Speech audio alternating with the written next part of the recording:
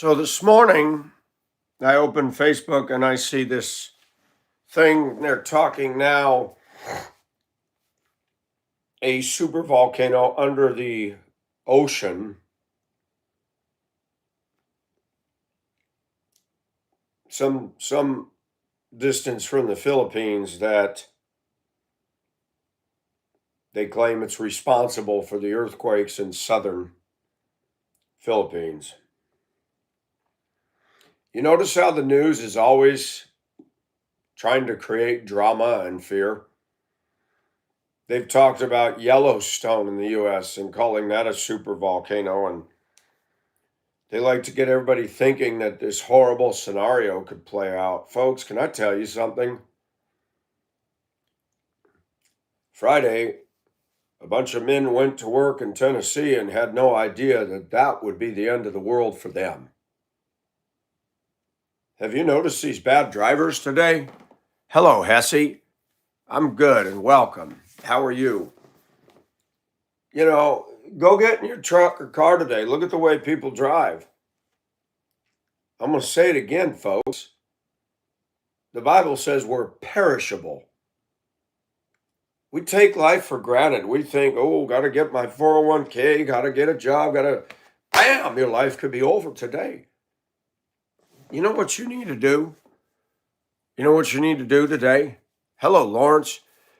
You know what everybody needs to do right now, today? You start off your day and acknowledge God. You pray to Him. You read His Word. I read the Daily Bread and the devotional. It may not be much, but it's at least the discipline of doing that. That's good. I'm glad you're good, Hesse. You listen to the news, it's enough to drive you nuts. They like to point out all these scary things because it gets you to watch. It's called attention-getting clickbait. We've already seen that the scientists in our world today are godless to the core. They don't know what's going to happen. They don't know when anything's going to happen. And we've got a book written before these so-called Loserville scientists came out that told us exactly what's going to happen. Told us exactly how the world's going to end. And the world laughs and scoffs at it. Ironically, while we're sitting here, while the scientific community, I put that word in quotes, the word science has been hijacked by leftist atheists. Scientists or atheists are very religious because they believe in a faith-based system. Faith-based, believing that evolution is true when it was actually put forth as a theory. And it takes way more faith to believe in evolution than it does in the account written so naturally outflowing from the book of Genesis. I have no problem believing that God created the world as He said it in 6 days. Atheists have a problem with that. So they create an even more ridiculous notion that takes more faith to believe it with no actual scientific evidence. So are we going to listen to the scientists about, well, now it's what, 2025, and just now they found this super volcano under the ocean? Folks, sensationalism.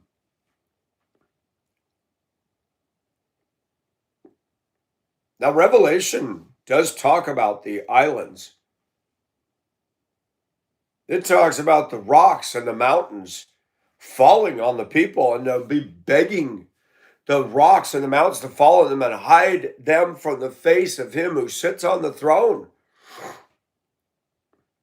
The Revelation teaches that. The islands fled from their... there's going to be some horrible things happening during the tribulation. We're talking about a cashless society. We've got people around the world that want to get control of everything, especially them Democrats.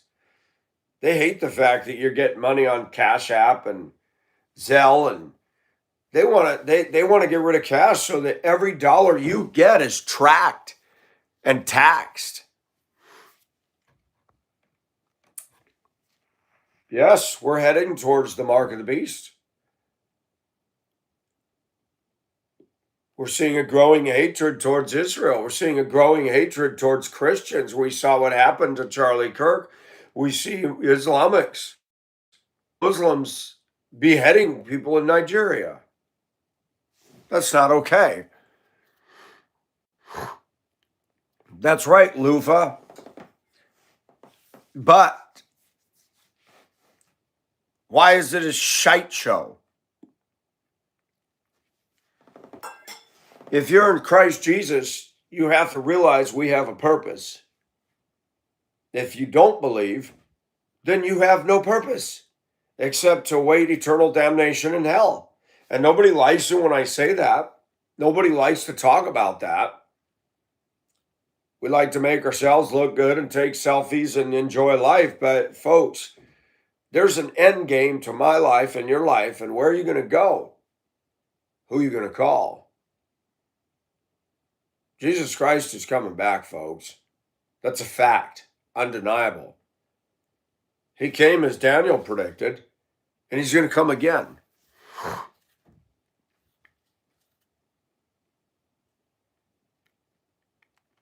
Well, yeah, people have gotten rude, Lufa, as you know, and we all know people have gotten very rude. People don't know how to respect anymore. The end of the world, man, they were predicting it, what, a couple of weeks ago? But of that day and hour knoweth no man, Jesus said. Next time you hear somebody predicting something, remember that verse, please. Remember that verse, please. Absolutely, Hessie. I've been praying more and more, God, please come. You know, people say, Mike, don't you have any dreams? Not as much as before. My dream is to go home. I've seen enough of this old earth. Yeah, there's more places to explore and see, but what's the benefit? It's only for me. Nobody benefits from that, just me. And I realize my channel's a forum. Use it to the glory of God. Use it to point people to think deeper. Use it to challenge people in the wrong thinking. Use it to point people to God. And we got a lot of channels, we got a lot of YouTube out there, but how many of them are personal? How many of them are genuine? How many of them are telling the truth?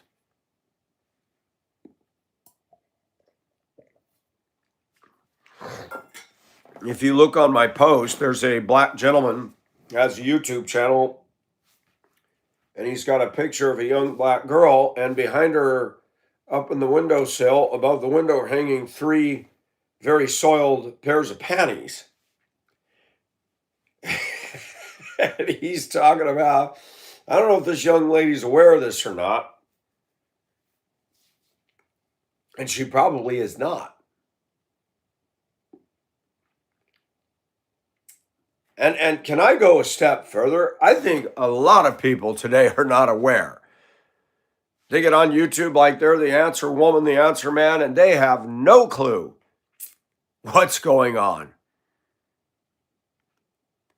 I don't know the answer to that one. I mean, it says, as in the days of Noah, so shall the coming of the Son of Man be. We're very violent. America's become very violent. Sexual sin abounds on all levels. People like to point out Sodom and Gomorrah and homosexuality. Well, there's more than that going on, folks. There's women having sex with dogs in Alabama. Woman was arrested, a year ago for that? Made a video of it too. You've got pedophilia, you've got premarital, extramarital, fornication, living together, playing house. Nobody likes to talk about those ones. And we men all have that lovely little porn addiction. Our culture's been circling the drain for a while. Thank you, Lawrence. Hello, doggy, and welcome. And we got problems. We as Christians got problems. However, we still can shine the light in the darkness. Oh, okay, I missed that one. How many of them survived all that, I wonder?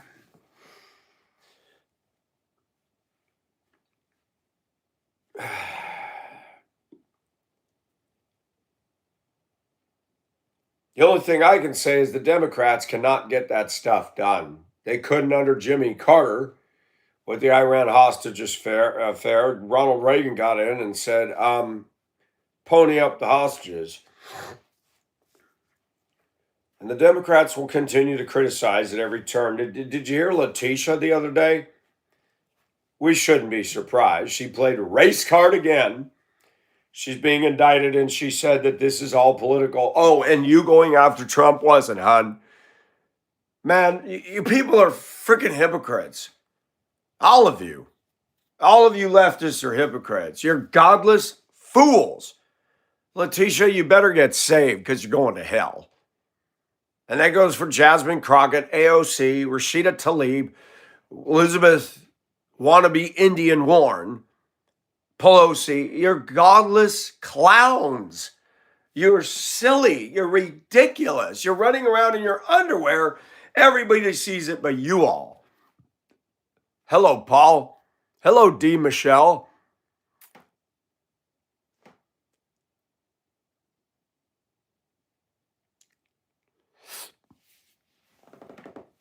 Well, people are criticizing Netanyahu. I have typically supported Netanyahu when he wasn't in office.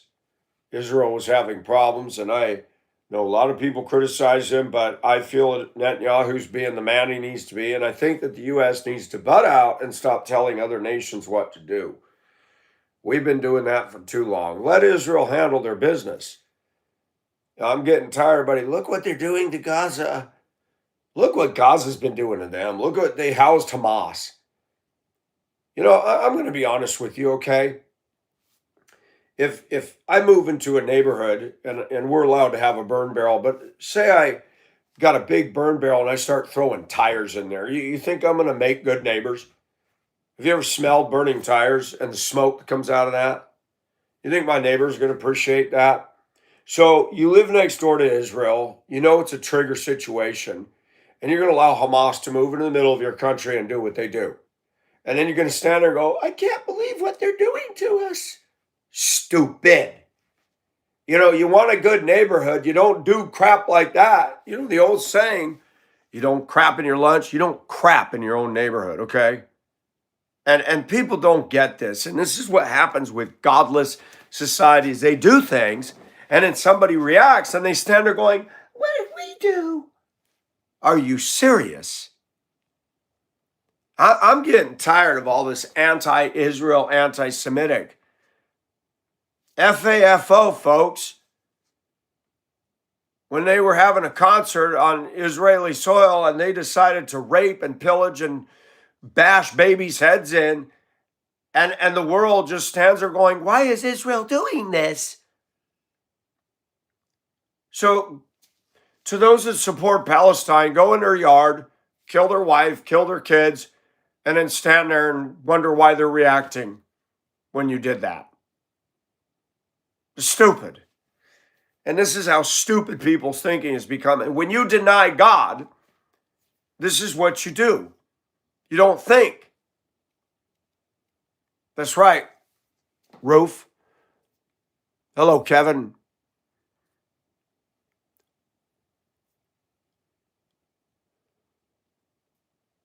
Wow, what's going on with there? Is there smoke in the air or something, Paul? That's not good. So now they're talking about a super volcano off the coast of the Philippines, north, kind of in the ring of fire there. Whether there is or isn't, I don't know. People suddenly, every time there's a disaster, everybody starts saying, oh, God's coming.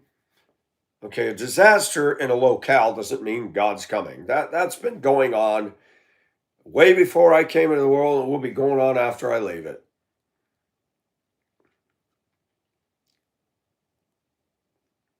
The Bible talks about the earth groans. Read that, the book of Romans. The earth groans as in travail like a woman with a child. And as we get closer to the return, not the rapture,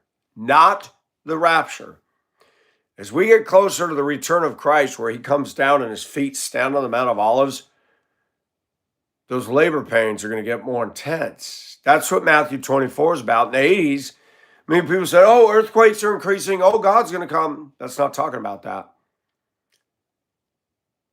Jesus says, you'll hear of wars, of rumors of wars, earthquakes in diverse places. That was going on in his time. The intensity going to pick up the tempo. During the 7-year tribulation, it's going to be bam, bam, bam, earthquakes, wars, this, meteorite hits the ocean. When you see these things, know that it is near. It's going to be a sign to the believers because they're going to be going, my gosh, the world's coming unhinged. Look up, your redemption draweth near.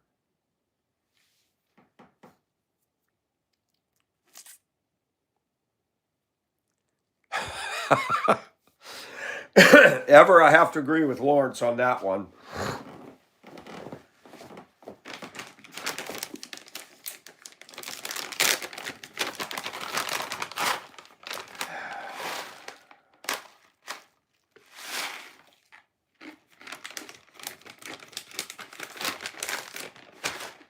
Ellie messaged me about that as well.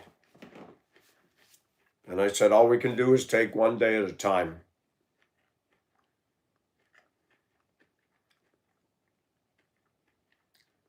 And Americans like to say dumb things. Hi, Mina. Mina!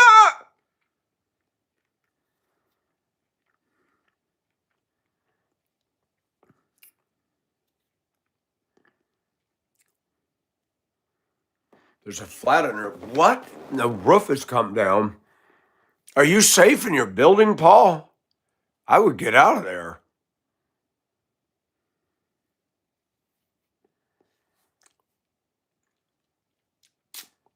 Hello, Tupac. How are you? I'm good, Mina. Nice. Good. Always good to see you, Mina. But we cannot worry about this. The media does that on purpose. Get everybody panicking. Yeah, there was one in Indonesia too. When I flew to Japan in 2018, I looked out the window and I said, where in the world are we?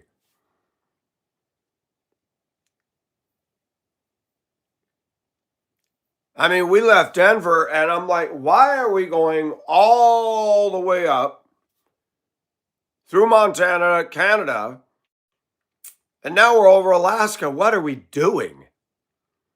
Somebody said the pilot actually made an announcement about there's a volcano in Indonesia going off and he's avoiding the ash in the air.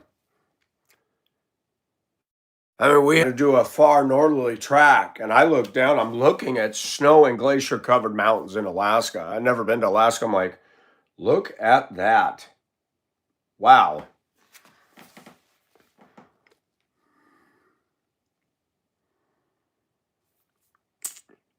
Well, I'm glad you're safe, Paul. You said part of the roof came down. Am I angry? No, Mina. Sorry, I hung up real quick to do my live. Sorry about that. I thought I needed to do my live. I'm not angry at you, Mina. I could never get angry at you. Never. You make me laugh. I didn't delete any video.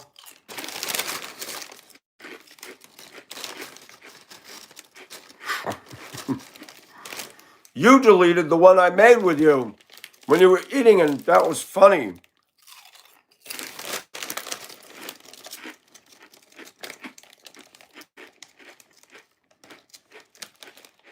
Mina is cool, Lawrence. She's a happy girl.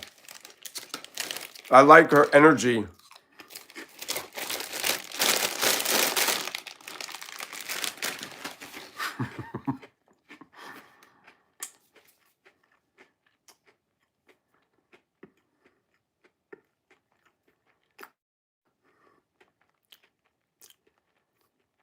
But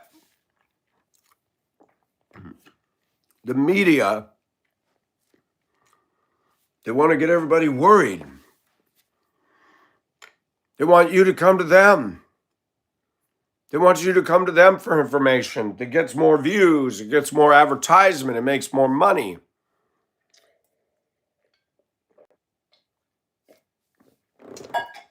We need to go to the Bible. We need to go to the Bible, and we need to look at the fact that the Bible tells us what's going to happen. Now, it doesn't mention the supervolcano in Yellowstone or in the Pacific Ocean, but it tells us how the world's going to end. And guess what? That's all in the hand of God's control. The Democrats have no idea what they're talking about when they talk about climate change and got everybody worried about that. Greta Thunberg. Greta Thunberg does not start her day with prayer to the living God. I'm not going to listen to a little girl tell us what we're doing wrong, okay?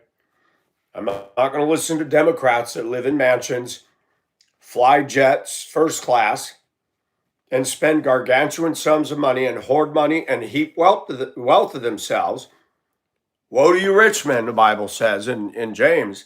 I'm not going to listen to Democrats that don't model when they're promoting socialism, but they live like greedy capitalist pigs. I'm not going to listen to them. I'm not going to listen to a party that tells us gay marriage is okay. I'm not going to listen to a party that says there's 88 pronouns. I'm not going to listen to a party that tells me that God doesn't exist and evolution is a scientific fact. Now that we cut the air with that, we shouldn't be worried. The Bible says be anxious for nothing. If you are in Christ, you're ready to meet God. If you're not in Christ, you should fear death. You believe in a false religion, you don't have a relationship with Jesus, you're going to be afraid of dying. If you are a Christian, you should never, ever be afraid to die because you're going home. Other religions don't teach that. Okay? They teach all this crazy stuff you got to do and all that, but God says, John 3, for God so loved the world that he gave his only begotten Son, that whosoever believeth in him should not perish, but have everlasting life. You want everlasting life? You don't go through Buddha. You don't go through any other religion. You go through Jesus Christ.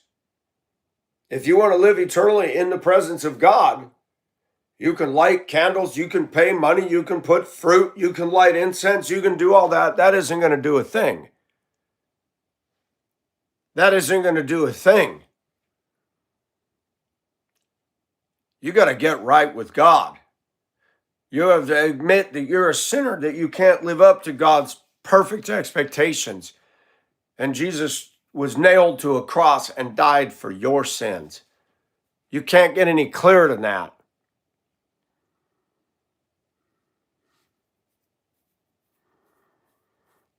He said, if it's possible, let this cup pass from me. Mina, your hearts are so cute.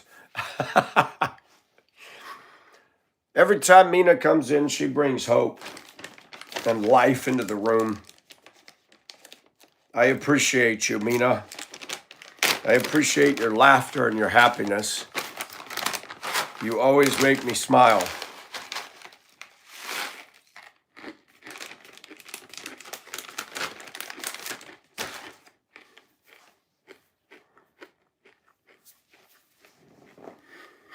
Mina did that video. She's wearing her fancy Nepalese clothing. I did not expect it. And she's got that India Nepalese music playing. Oh my gosh, and her face to that was so funny. Mina has humor. She has a sense of humor. She ought to go into acting. She'd be very good at it.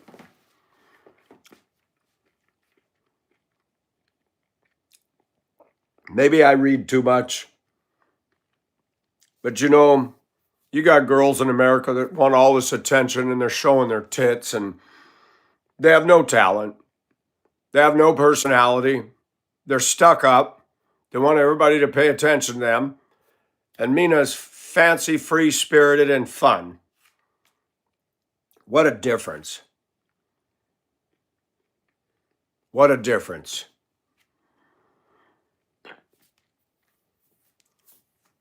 And somebody got offended yesterday because Ellie and Mina were, having conversation, and somebody made a comment that I did not care for. And I had a talk with one of my moderators about it, and I'm not going to accept that. Sometimes some American women aren't very nice about foreign women, and I don't appreciate that. Now, that stuff I won't accept. There's a reason I went overseas to chase somebody, because the women in this country drove me to it. And there's women across the ocean that are far better than anything right here. And it's really sad, because in the land of the home of the free, the land of the free, home of the brave, we're not doing a real good job over here of turning out ladies today. And people get mad when I bash women. They need to be bashed in this country. And I don't mean physically. We need to talk about them. Not all women are like this. But they've had the floor, they've had the stage, they've had the media to bash men. And we got something to say too. They don't get a passing grade. They've done a lot of stupid, crazy stuff to us. You got women with baseball hats on and hoodies. All these women down here, black women wearing hoodies all pulled up. They look like one of the dudes. They don't want to shave under here, and they got BO. Who wants to date a woman that smells and looks like a man? You might as well be gay. You're going to date a woman with hair under her arms and body odor and wears a baseball hat and dresses like a dude. You might as well just date a dude, because you're not getting some sweet feminine woman in this country no more.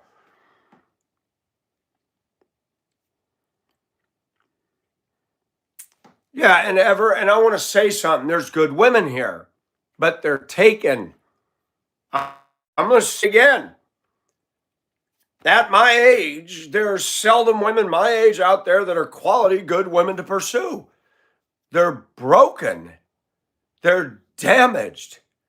And somebody could say that about me. But I tell you what, I'm in better shape than most of the women my age on many levels. They act like damn children. I don't need a man. I don't need this. Well, we don't need you, honey bunches of oats. We don't need you and your attitude, and you're acting like a dude, and you're up in our face. You're supposed to be a helpmeet, not a stressor. Women have literally in this country walked as far away from God's standard as they could possibly get.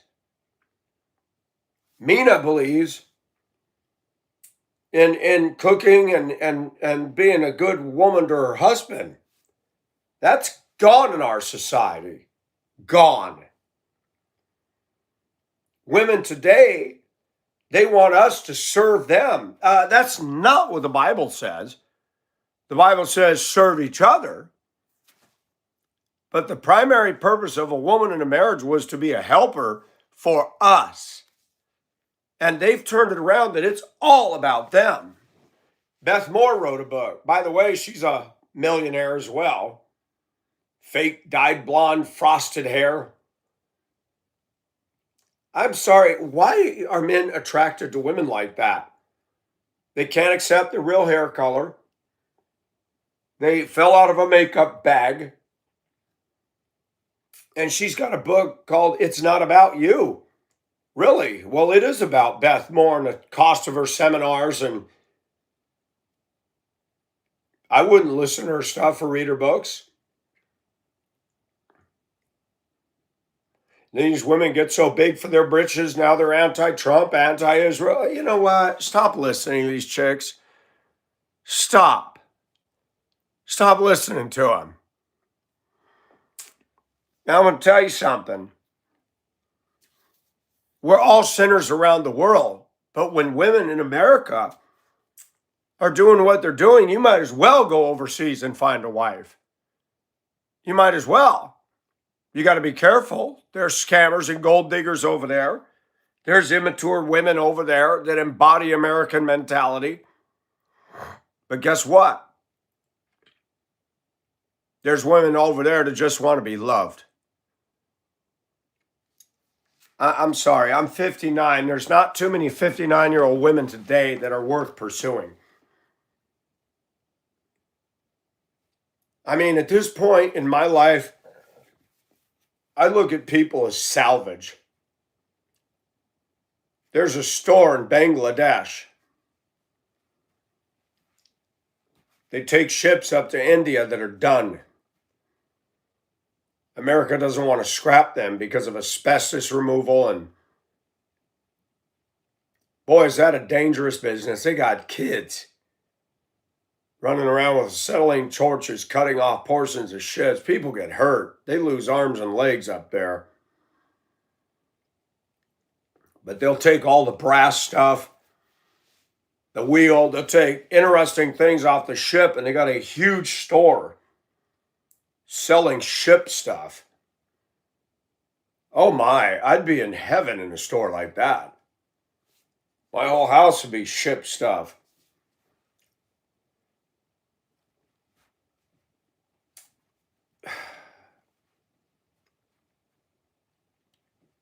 You look at women and go, wow, she's not bad looking for her age. Yeah, have a conversation with her. You'll change your mind real quick. Got to have their dog, got to have their Starbucks, got to have their Netflix, got to have their weed, got to have their alcohol. And you got to accept all that. You got to change. You got to change your clothes, your hair, this, that, just to get a date with them. And they got layers of onion skin, layers of problems and baggage, and you have to accept that.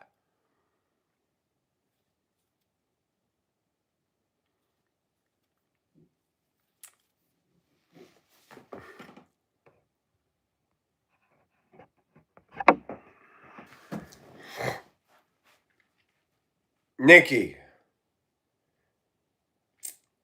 I don't know who you're calling sweet girl, but that best not be directed at me. I think you got your pronouns screwed up.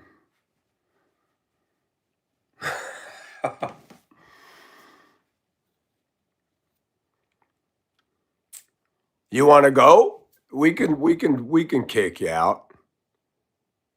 See ya. Have a good day. This is for the tour audience only. And I told the moderator yesterday, I'm not going to tolerate, I love America, but I'm going to tolerate an American woman putting down Ellie or Mina. I'm not going to do it.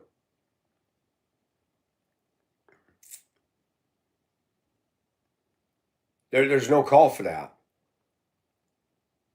None.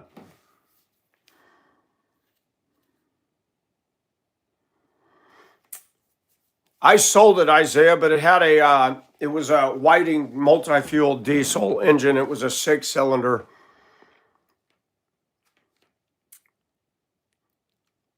Hello, Martin, and welcome, Isaiah.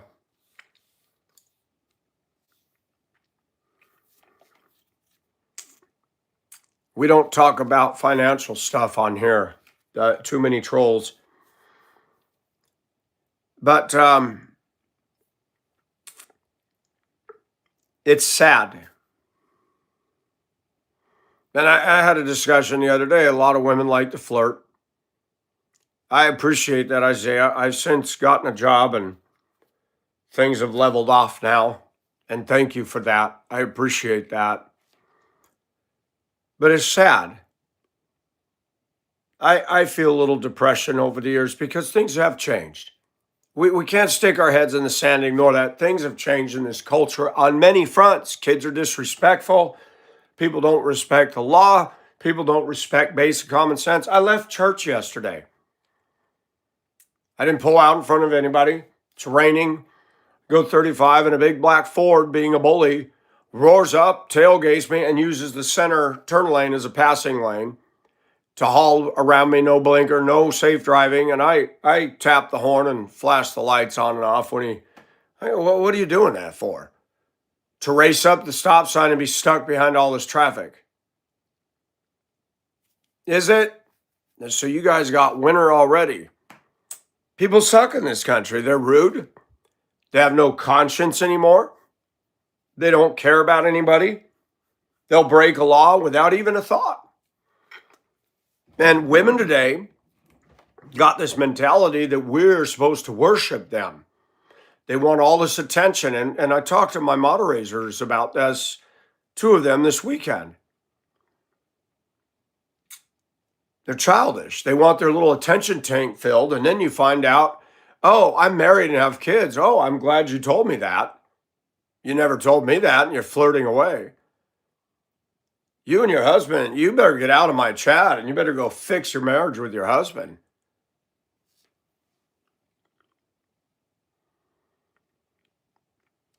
Oh, tires have gotten ridiculous, Isaiah. They want, oh my gosh, what, $800-900 for tires for my F-150? Really? What caused the rubber to go so high? Somebody came in here the other day and said, oh, I see it's bashed on women and dogs today. See, the women only want to come here when things are fun and games. But when a man tells the truth, they're out of here. I made a promise in my channel I was going to start hitting everybody with the truth. It needs to be done. It's $1,500. Good grief. You know, and they rationalize that. And the people that are doing that are making goo gobs of money. It's ridiculous. I want to say something about the book of James, and we need to remember this. Woe to you, rich men, weep and howl, you've heaped up wealth in the last days. We're in the last days. And all of a sudden, people are getting extremely greedy. Go to Walmart, $80-90 to get some groceries. A week. Everything's going up except your paycheck. Corporations are costing us more and more. Have you seen on Facebook these bathroom remodels? They'll go take out the old tub. They'll got the walls down to the frame. And they can do it all in a day. You know, put in a new shower back surround and $12,000-15,000. I'm like, really? To put in a new shower? Women are not the smartest ducks in the pond. When I was working at transportation, Mike, how come you're not done with your house yet? I said, because I'm not your husband that's making big money and can have contractors swarm over the house. That's why. Oh, really? Women are frickin' clueless about what it takes to get things done. When you work, and they think that I come home and I've got hammers and saws flying. I get off work, I'm tired. I didn't even do anything this Saturday. It was cold. I was tired. My body was sore from, I had 2 months of sitting on my butt. And I get up and go to work and do what I need to do, and I hurt myself, that's part of being a man. I got some things I got to get done, but, I'm not rich, and I ain't going to have, House Beautiful in 5 minutes. I look at that show HGTV with, what do they call it? There's these women making too much money, wearing dress barn clothes. They're not doing anything. They're just walking around showing this home, and they show that they helped for 5 minutes and got a little sheetrock paste on their arm, and they're walking around la-di-da, and they took a crappy home, and now they're getting $1 million for it. These shows are all airbrushed. Hello, Glenn, and welcome from the UK. Melissa, we are not talking that we're perfect. We're talking about the things that women ignore. And that needs to be done because women do not receive or take criticism, but they dish it out to us. So that's why I'm saying what I'm saying. Michael is very clear about his flaws. I don't come off as self righteous to nobody.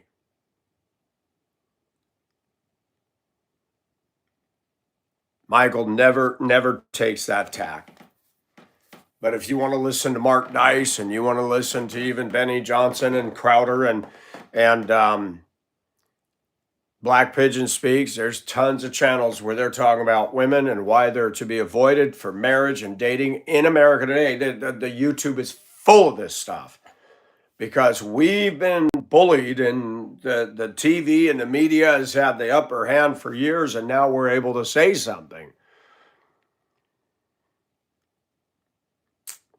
Thank you, Emma. And I am not a woman hater.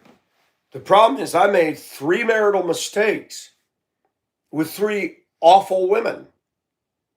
And I'm going to say it, awful. None of them could say, I am sorry, I was wrong, ever. How do women grow up with that narcissistic princess mentality? Well, dads helped with that. You're my little princess. Dads, do not call your daughter your princess. Don't teach her that. If I had a daughter, I'd say, you're my daughter and I love you, but you're going to get rid of that attitude right now. You're not any better than anybody else. And I'm tired of men pedestalizing women, which in turn turns them into little narcissists and spoiled brats, expecting everybody to drop. I mean, I can go out there in society today. I know when I lived in Duluth, that was, by the way, blue state, Duluth, Minnesota. I'd hold the door open for women. 9 out of 10 would not even say thank you. I owed it to them. You let a woman in traffic in Denver coming out of a corner gas station, she never going to get out of there. I could pull up on the bumper of the car in front of me with the school bus and I'd go, come on. She just pull out. You think she'd wave? Oh, no, I owed her that. So I stopped because of the rudeness to women. I'm like, she can sit there. She ain't going to acknowledge it. She's entitled. You can sit there. I'm done. I'm done being nice to women like that. Finished. They want equal rights. I'll give it. You want to be a bitch? I'll be a bitch too. Boom. It's fun, isn't it? That's what our society does. You keep being rude to us. And I'm a Christian and I'm human. And I was like, you know what? I'm done. Don't cast your pearls before swine. Quit being nice to smart ass, rude little girls like that. Show them the tough side. Show them that you want equal rights. You can wait there just like I'd have to wait there because they'll do it. They'll pull right up and block that intersection so you can't get out. They will not. Women are less likely to let me in traffic than men. That's a fact. Anywhere USA. Even here, you'll see the black woman. They'll speed up just for the power trip. Oh, I'm going to block him. That's so disgusting. How hard is it to let somebody, they got their signal going, they're running out of lane, let them in. Oh no, women take that to whole new heights. They go home and feel good about that. It's sick. It's absolutely sick. You see it in traffic, you see it out there. Then they get in the way at the store. Just get in the way. You know, move to one side of the aisle. You got your cart here and your big old 3-foot butt out here. And you look at somebody as they're coming and you're blocking the entire width of an aisle. And you stare at somebody moving at a good rate of speed. Why do women do that? Why is it they'll walk right in front of me? They see me trucking along and they'll just go and get in the way. And then you can't get around them and you're just like, you know, and I have to keep my mouth shut. And I want to say, wow, you saw me coming and you can't let me go. Now you're going to make me go your speed. What a bitch. I mean, I just see that and I go, thank God I'm not married to her. Because I tell her, you do that again, we're going to have a problem. I see somebody moving faster than me. I'm like, let them go. power tripping in the store. Melissa, stop all that. Stop all that. I don't need to give qualifiers for everything. I'm here when it's mostly black, so I'm going to talk about that. When I was in Colorado, it was white women that did it. People complained about the Hispanics. The Hispanics didn't do nothing to me in the store in Walmart. It was white women in the way, playing their games and power trips. Out here, it's the blacks because that's all I'm surrounded by. It's stupid. What is with the power trip? I'm not in competition with these women. I'm going into a store to get my stuff. I don't want to play with you. I don't even know you. I don't want nothing to do with you. I just want to get my stuff and go on about my day. You can say whatever you want, and I can say what I need to. So, boom. It's ridiculous. And, you know that it's true, Melissa. You know that women do this. You know it. I see it all day long. I'm nice to people, and people aren't nice. So back to what I was saying, when people want to say that Nina and Ellie are weird, and there's no call for that, I'm going to say something. Sometimes some women overseas have more manners and kindness than American Western women. Fact. Why is that? Why is that? There's even a song, Why You Gotta Be So Rude? Why? You see it at church. I go to church on Sunday morning. They're in the choir. Teens are up there and they're just moody, moody, moody, moody, moody, moody. Can't say hi, can't smile. They just sit up there. Moody, moody, moody, moody. That did not go on 50 years ago. We let these kids do this. We let them get away with it. They don't look bright. They don't look happy. They don't, and then you got the choir leader getting up saying, we're going to praise the Lord. Yeah, boy, I look at all the people up there and they look miserable. This is fun. Why do we do this? That's just me. That's just me. That's just me. You can attack me. Go ahead. I'm ready. I'm going to put up the shields. Hey, Frayed. Hey, Paladin. That's right, Emma. And you know what? First world countries, Canada, UK, US, Australia, that's a big problem. You know what it is? I'm going to tell you what it is. So I can go to the Philippines. I can go to Thailand. You got Mina, okay?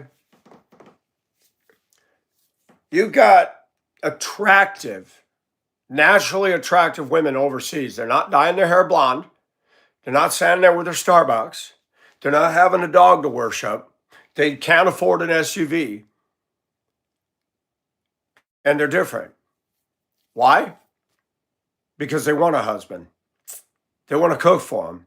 They want to love them. Here, women are entitled, spoiled. I don't need a man. You're right. I don't need you either because I don't want to have a woman like you live in my house. We're going to have an argument. I'm going to tell you, get out. I'm going to divorce you. That's it. I'm done. I'm at a point now in my life, I won't even date a woman like that. If she got a love for Starbucks, SUVs, and dogs, I won't even ask her out. That right there is boom. You smoke weed, not asking you out. You drink a lot of alcohol, not asking you out. You wear dress-on clothes, not asking you out. They put their little trips on us. I'm putting it back on them. Where's the femininity? Where's the woman that fears the Lord?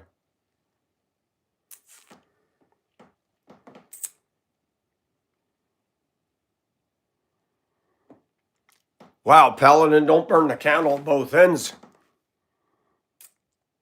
Thank you, Hanser. And when I say it does not score points, but it needs to be said. Read the Bible's descriptive of what a woman's supposed to be. And you, the Christian church, and what choices do you have in a wife today? 300 pounds, fake dyed blonde hair, superficial personality, goo gobs of makeup, and then they have the audacity to say, Jesus looks at the heart and all these men want a Barbie. I don't want a Barbie, but I don't want you either. I'm not attracted to an obese woman. That's not a sin in confessing that. Women have told me all my life I wasn't worthy of them. My thick glasses, my hair, my clothing. I've been judged over and over. And now, when I tell the truth, there's a difference between judging and just being nasty, which is what I've experienced all my life. You're obese. You're not worthy of a date with me because I have a right to expect a woman to be comparable to my physique. I model what I want. Okay, I don't expect a woman to be just like me. But take a look at me. I'm going to expect a woman to be slender and in shape like me. Am I being a hypocrite? Not at all. I model what I want. I don't want a woman who sleeps all day. I don't want a woman who wakes up at noon and wants to lay around in her pajamas all day. Why? Because it's lazy. I don't want a black woman who wears the bonnet on her head all day. Man, take that shit off and clean up for the day. Please. I just, our culture sucks. And people, come on. You don't want us smelling like BO and being all gross. Well, don't be all gross yourself. Have some respect. Get out of bed. Look alive. Go with me to the flea market. Come on. I just think it's interesting how the culture's turned around so much. And we men, we got to beg and get on our knees to get a date. And women don't have to change at all. Not even a little bit. We got to do all the changing. We got to be careful how we say everything. I got to make sure I wear the right clothes. Mike, why is your shirt cut up? Who cares? You're not dating me. Who cares? And even if you were, you can't accept, this is a shirt.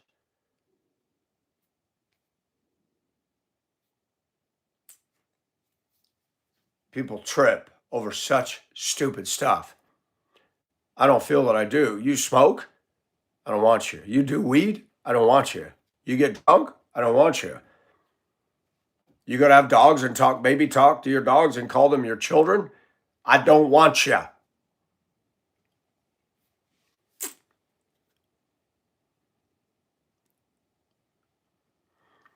Yeah, Emma, we call them legends in their own mind, or as I say, they think they're all that on a stick or all that in a bag of chips. There was a woman that wrote in a dating profile years ago, I want a man who makes 6-digit figures. I want a man who has a luxury car. I want a man, I want a man, I want a man, I want a man. A gentleman wrote her back. Can't remember the place, but he wrote her and said, I looked at your profile, you're attractive, and I meet all of your requirements, more than 6-digit figures. But I looked at your profile and you have only one thing going for you, and it's beauty. He said, I'm an investor and I have to look at risks. He said, when I invest for my clients, I have to minimize the risk so that they can gain a profit. He said, if something's a liability, I will not invest for them. He said, you have one thing to offer, and it's your looks. I'm reading your profile. You have an attitude and expectations on men that you don't put on yourself. You want the man to earn 6-digit figures, even though you never did. You want the man to have the luxury car, even though you never attained to one yourself. And when your beauty gets old, what do you have left? Sincerely, President of, Merrill Lynch or whatever the heck it was. I'm like, ooh, that ought to be framed. All these women think that they can get any man they want. I got a black woman I had an interest in here. I thought she had a very interesting, exotic face. The other black women say, Man, Mike, why you think she good looking? She ain't good looking. I said, I think she's pretty. She only calls me when she needs something. One day we were talking and she said, Mike, I can get any man I want. I almost said, well, how come he's not here? You're still single. And then the rumor went around she was into women. I said, are you into chicks? Why, who told you that? I said, well, people at work say you're into girls. I just thought I'd ask you direct. She never answered yes or no. And you know when things changed for me and her? After the hurricane, she asked if I could help her pick up all the shit that blew down in her yard. The fences, the trampoline got shredded. It was mounted to the ground, and the wind took the rubber and just tore it up. And I helped her drag everything out to the curb, and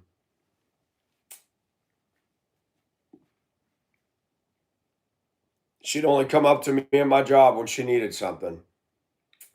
She'd come up one day and she goes, Mike, how have you been? I haven't seen you. And I said, I know, you must need some. What do you mean, Mike? I said, you only come to me when you need.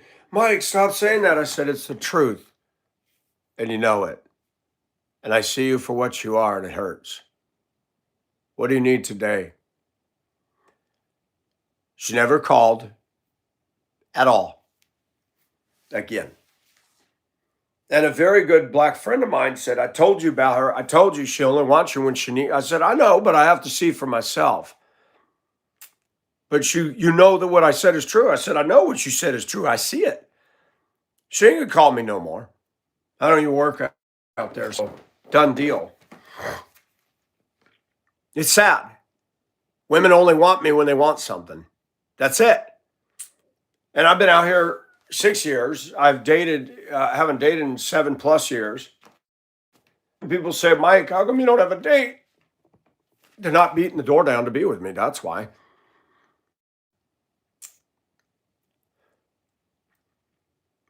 I've had a few women show an interest. One sat right here on this futon. I sat on the edge of the bed.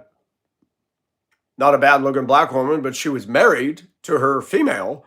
She walked out of that, wanted to date me. I had 3 kids who were off the chain, out of control. And she's sitting here rolling a joint. I said, you're not smoking that in my house. No, I'm just rolling. I said, so you do marijuana too? And you're a chain smoker. I said, honey, I can't date you. I don't like the smell of cigarette. I don't want to kiss you. It's like licking an ashtray. And I said, I'm not into all that. And I can't deal with, well, I'm not expecting you to be a baby daddy. I said, honey, if I date you, I've got to be part of the kids. Come on now. I'm very open to dating a black woman, but I've noticed the black women around here have more damage and more shite going on that it just would be nothing but stress. I'd be a life preserver to them. I save money, they blow it all. They get in debt, they get into trouble. And I finally listened to a YouTube artist said, never, ever, ever be a life preserver for women. That's not your job, men. I need a helpmate. I need a woman. Like, I like the Wells Fargo symbol. The draft horses, or the horses pulling the stagecoach. I see a woman as that other horse. Me and her pulling the wagon. We both look over at each other and let's go. Let's pull it. Teamwork makes the dream work. I don't want to step on her. I don't want to be in the driver's seat whipping her with the whips. I want to be next to her saying, let's run this race together, honey. And we both pulling that wagon full tilt across the American landscape. That's what I see as a woman. I value a woman. But a lot of women are that horse that wants to drift to the right, pulling its own direction, and the wagon's going like this, and the wheels are coming off, and it's like, girl, we're not going anywhere. I can't stand that. So for you women who think that I'm terrible about what I'm saying, I value a woman. But I don't value most of what I see today, and I shouldn't.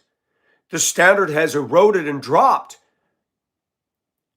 My grandmother had a chin-up bar in her kitchen at the top of the doorway.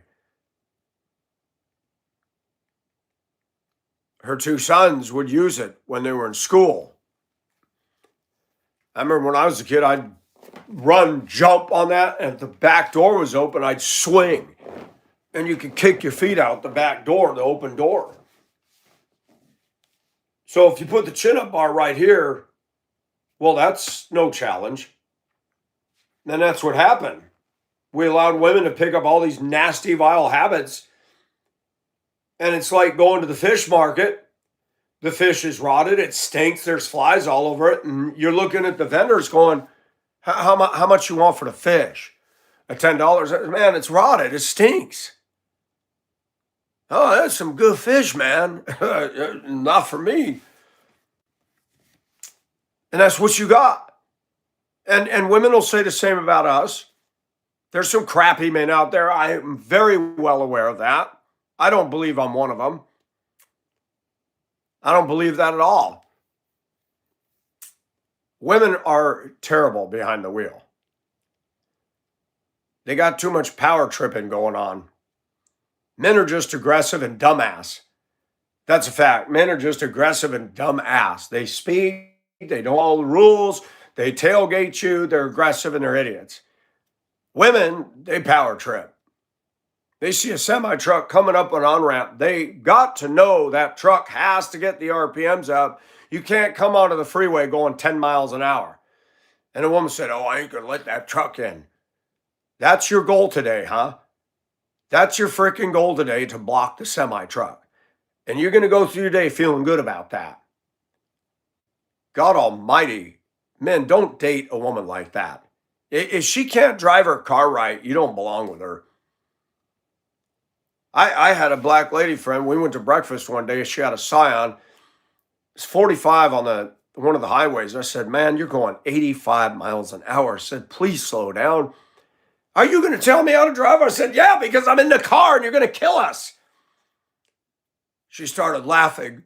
You funny, Mike. I said, yeah, but you need to slow down. You in my truck, I'm not going to endanger you. Come on, man. Think about what you're doing, hon. I did tell her that. You darn right I did. I'm grabbing pushing the imaginary brake pedal. I'm like, man, this thing needs dual controls. What you mean? I said, man, I'm going to drive. I'm going to shut your side off. I'm in a dang toaster car and it's down here. We're this high off the cement. I don't want to you're going to hit something. We're all going to die.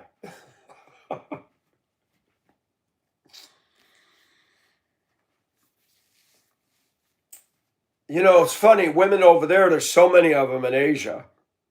The men aren't even looking at them. And over here, you got a handful of women and everybody wants them. And they know it. And it's puffed them up. And they got an attitude. And they got this list of requirements that exceed going into an Ivy League college just to go and get a coffee date. You think I'm going to take my time to play that stupid game? I went on a date with a very dignified, class act, gorgeous black woman who was a doctor. There's not a white woman who's a doctor that would date me ever. I met her on a date site.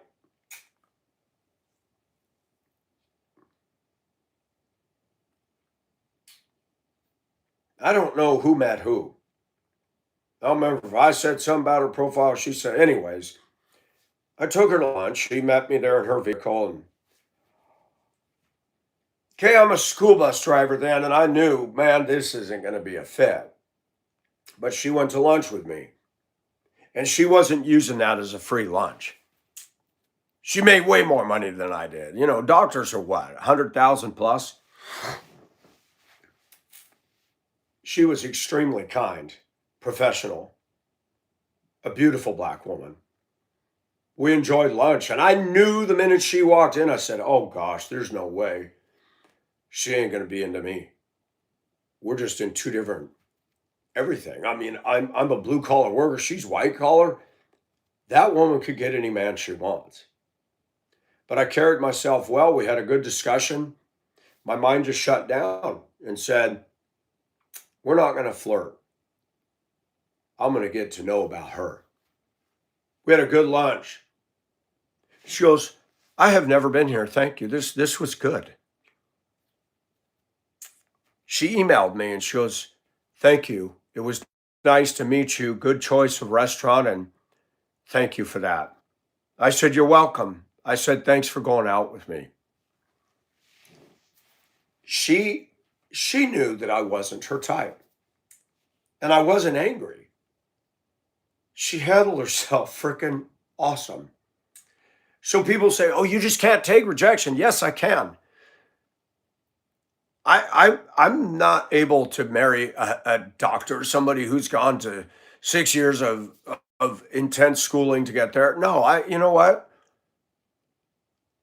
I don't dress the way she's going to dig. I drive an old pickup truck. I'm not going to be her cup of tea. But she didn't give me an attitude and she did give me a date.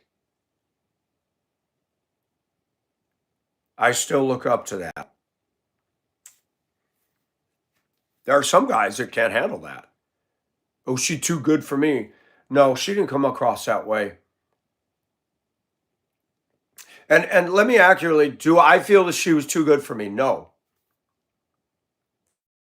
She's in a different class. She's in a different level economically. And I thought this would be very disjointed. I'm not a professional. She's used to rolling with professionals. I'm not going to be able to meet up with that. Look at my house. A doctor isn't going to move into a house that's arts and craftsy and craftsmanship like mine. They're going to move into the already done $350,000, $450,000 house. But she was a beautiful black woman, classy, intelligent. Look, I'm not for everybody, and I recognize that. High maintenance woman don't want no maintenance, man. Quotable, put a gold frame around that.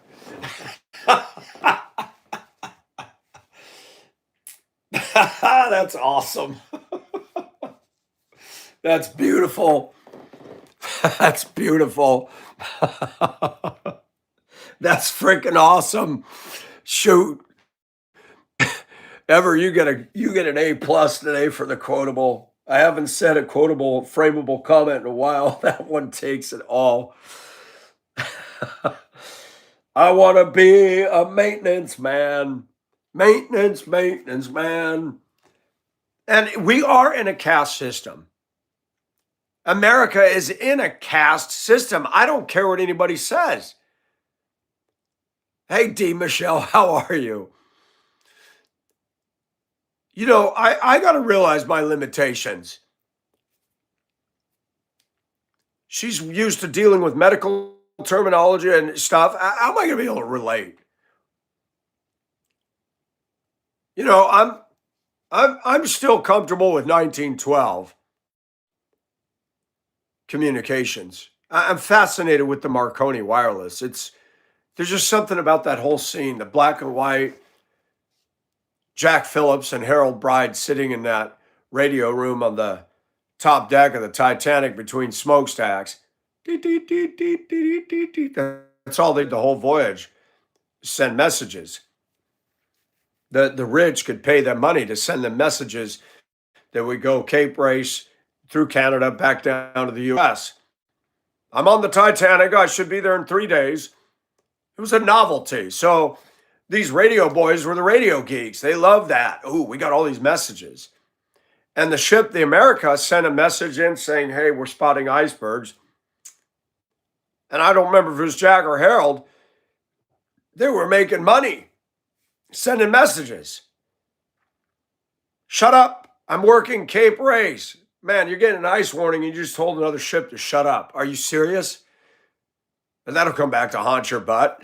Stupid. But I'm still kind of stuck in that. Technology's awesome, but it isn't. I don't like the way the world's changing so fast. It saddens me. It saddens me when I get into a truck and you got to figure out how to replace a blend door motor so that the damper switch, now it's getting cold and I have no heat. That's going to work great until you have a rainy day and your windshield's all fogged up and you're running with a towel trying to see. I don't need all that. And to replace the thing is a major, ridiculous joke. Move all this plastic crap out of the way to get to it. If I take it to the shop, that'll be $600-700. I found a guy at work, charged me way less. Yeah, okay, I'm good with that. He's good at what he does. I'm comfortable with going deet, deet, deet, deet. Once I'd have learned Morse code, I would have loved being in the radio room on a ship. Communications, man. That was the first Wi-Fi. Think about this, man. 1912 had no internet, and they could hitting that little thing that created a blue spark. And deet, deet, deet. They had wires between the smokestack or the mast on the Titanic, and through that it went through the air and was picked up by a lighthouse. Nova Scotia. Newfoundland, excuse me.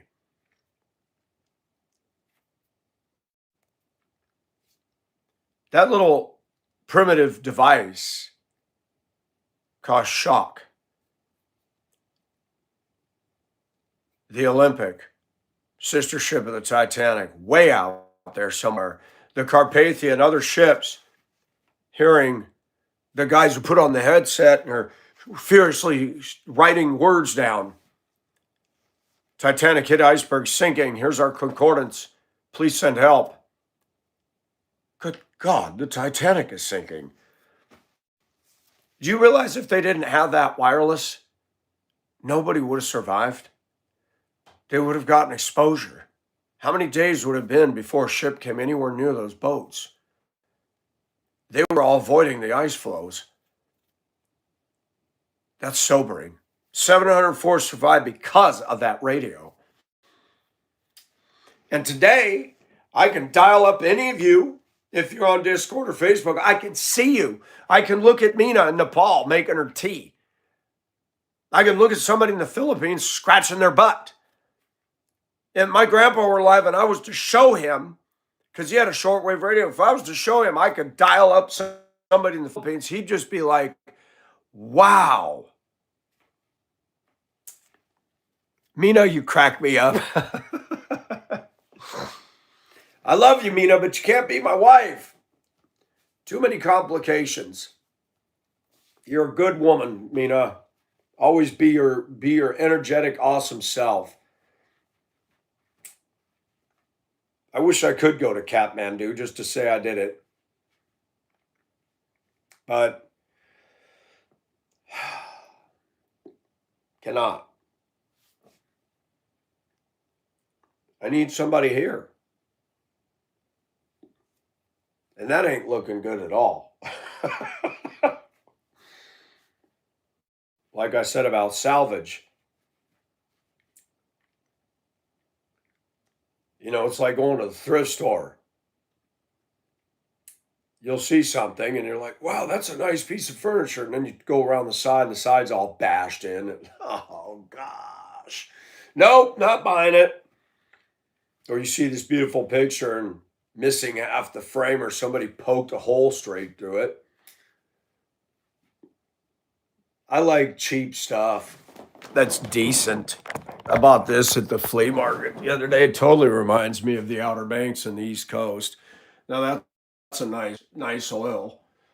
That's very cool. 1979. What is that? Jamie Johnson. I don't know who she is, but decent painting. It's got that sand dune seagrass, the Atlantic there. You can just tell that looks very Massachusettsy or Outer Banksy. I like that. I actually replaced it with this. I'm going to put this somewhere else because this has got glass and that goes more with my old sailor theme up there.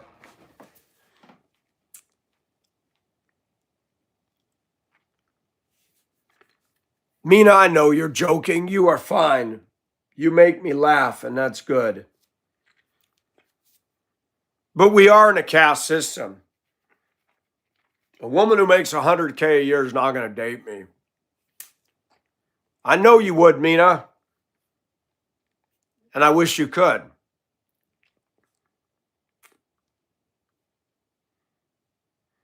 But enjoy where you're at. You live in a cool culture. Enjoy it. Enjoy Kathmandu. You have things here that we don't have. Your shops and stores are fascinating to look at when you did your video. We don't have that kind of stuff here. Mina, I cannot do that. You keep asking it. I've already told you it's not easy.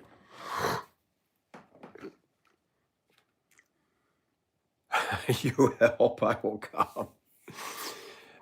Mina, you need to find you a Nepalese man, somebody who loves you.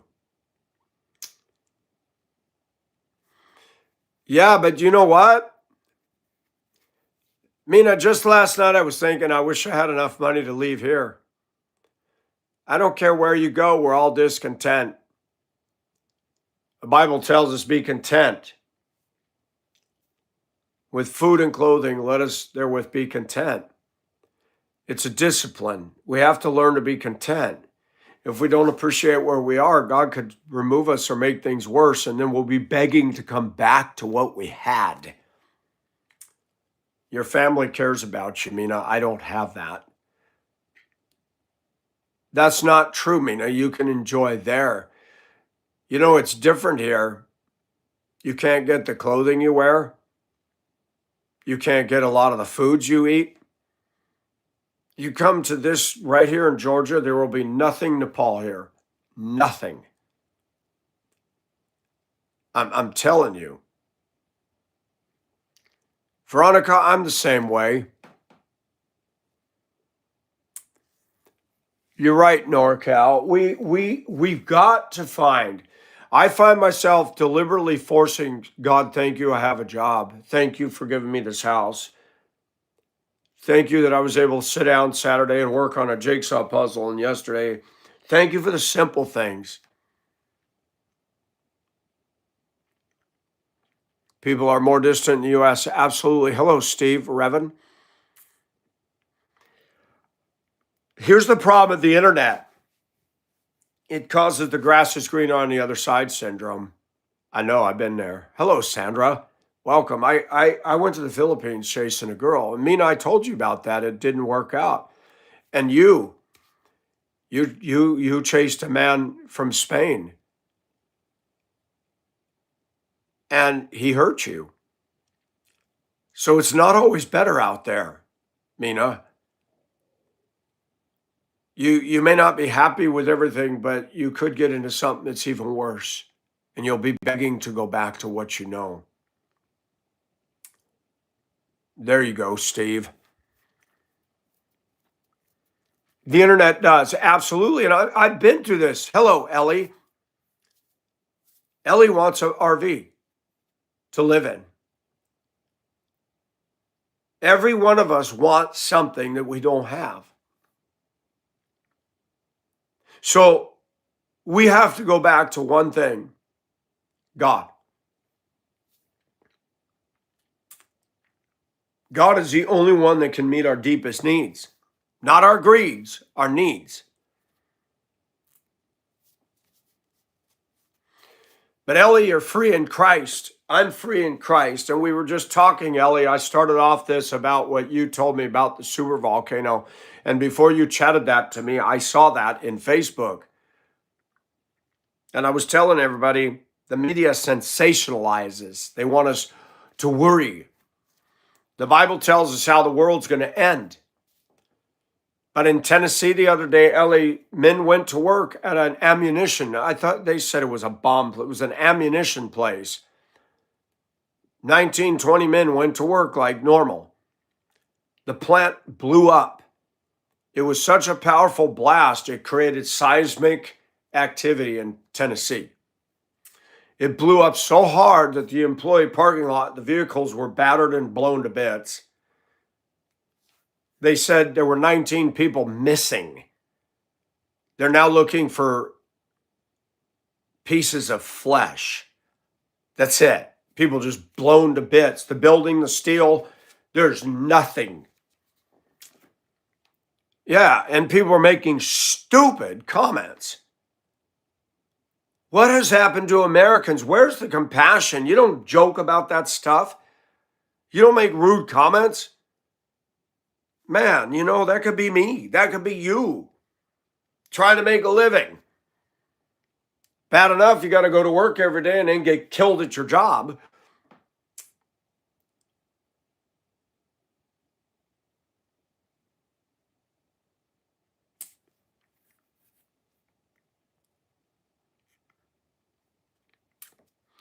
Yeah, German Shepherds cannot handle that kind of heat. Neither can Huskies. Huskies will suffer in Southeast Asia. I know that because I followed Will Steger when they were down in South America, headed to Antarctica with their sled dogs. One of them died because of the heat. They're not made for that at all. That's right, Steve. Yeah, and you know what? When I see something like that, I put a sad face because you know what? Somebody's hurting. There's daughters and sons and wives that are devastated.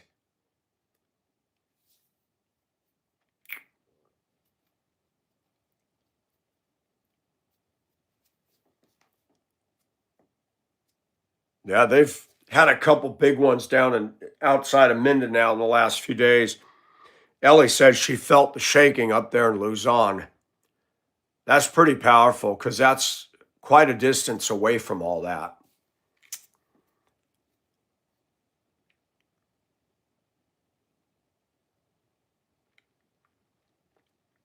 I respect Ellie. She's a young lady and she's very smart for her age. She's not stupid.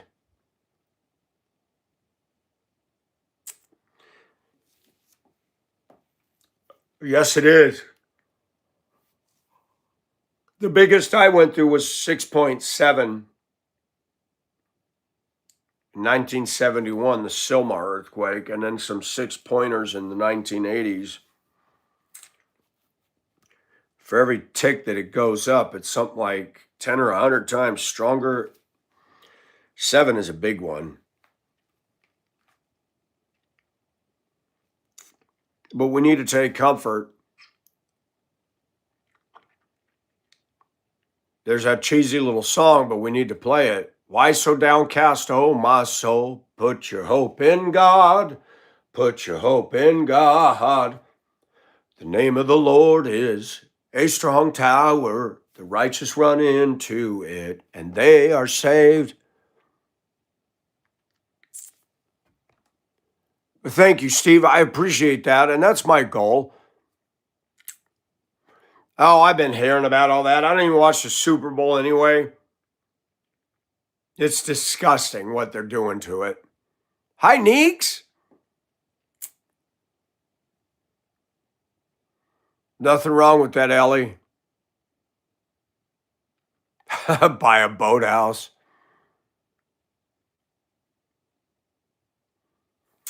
1989, that was the San Francisco one.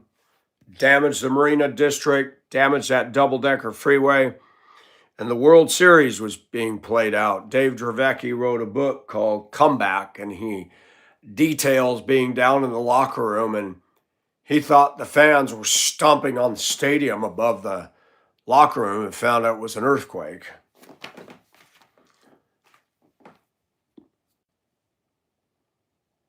I remember the 1980s Coalinga earthquake. I felt it in Mammoth. That was a big one. And it destroyed the historic downtown of Coalinga. All them brick buildings just were trashed. I was doing my homework. I was kneeling on the floor, had the 6-foot console stereo. I think I was playing the radio station, and I was used the top as put my homework. And I literally felt the floor ride up and down like I was on a ship. And I'm like, whoa, that moved different. And the radio station right after the song, wow, did you feel that one? That was big. And they said, we'll give you information as soon as we get it. Information traveled much slower back then. Hello, Sandy. I come from Alabama with the banjo on my knee. Oh, Sandiana, don't you cry for me.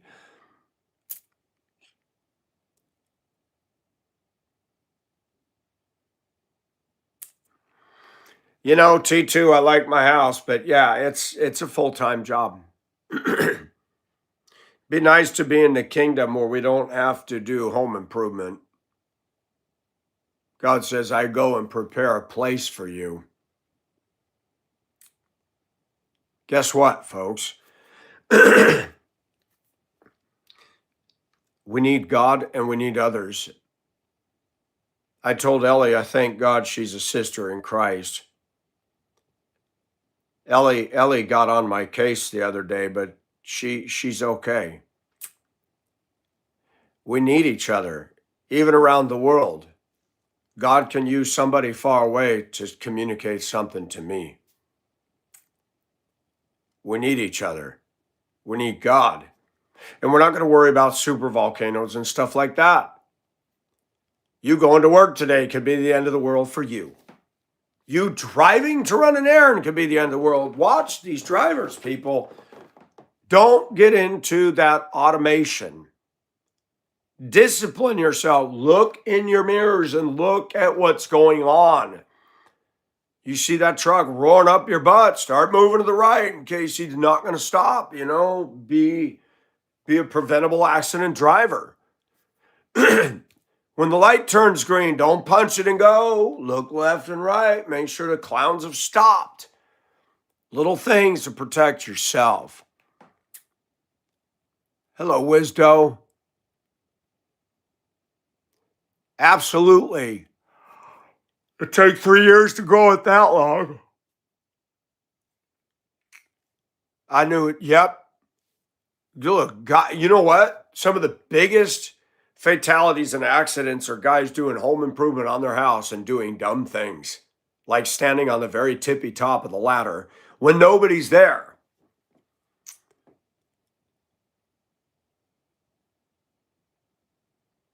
Exploding a change something there. Ellie, you cracked me up.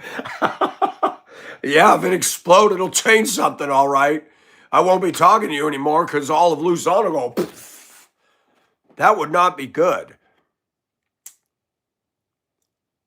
Yes, that fallen. And you know what? The Bible says we're perishable.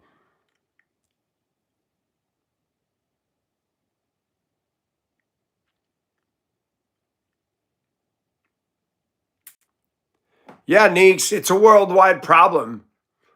You know what the problem is? People are paying attention to their damn phones, their Facebook and their social media and Instagram and tweet and twat and whatever else they're on.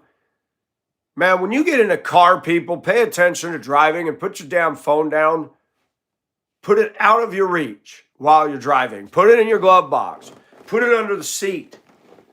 I get in my truck and I drive. I don't play with that phone. I had to turn off WhatsApp. I had WhatsApp years ago. I got rid of it. I had to turn on Messenger. Man, I'd be in the bus and my phone's blowing up from people calling around the world, not realizing I'm at work and what time it is. I had to remove it from my phone. It's in there now, but it doesn't ring unless I have Facebook open. So,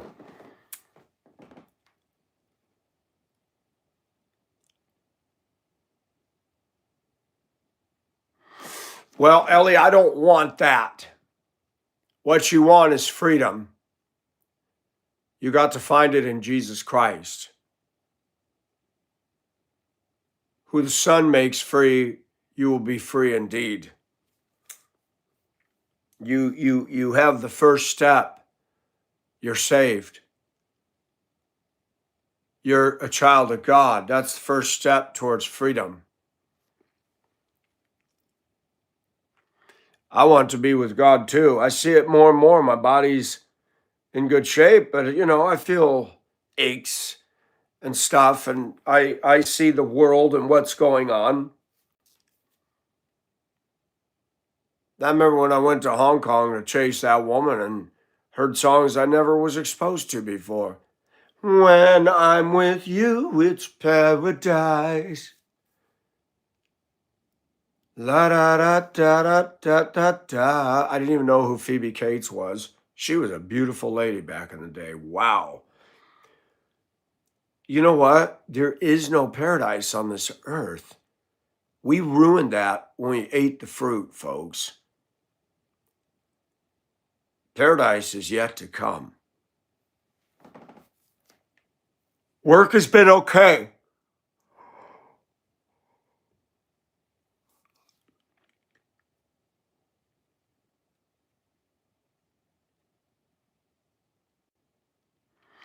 Yeah, T2. People are too distracted. And I'm going to say something. It's selfish. You're driving a 4,000 or 5,000 pound or heavier. If you're driving a tractor trailer fully loaded, that's 80,000. My deuce and half was 14,000 pounds. You are being selfish when you're not taking your driving seriously and you think your phone is so important. You're controlling a motor vehicle. When you look at your phone, it's like walking into a mall with your hand right on the trigger pointed at people in a food court. You don't do that. I get so tired of these Democrats yelling about gun control. Hey, clowns from the left, why don't you worry about these bad drivers? They're killing more people than guns are in the U.S. Check out the research.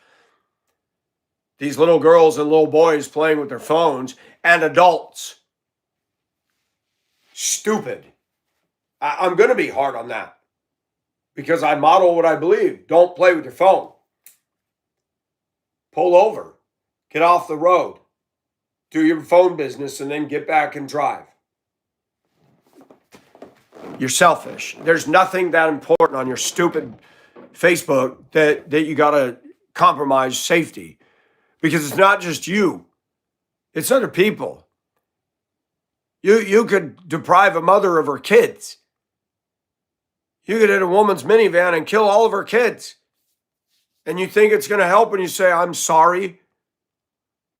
That ain't going to cut it.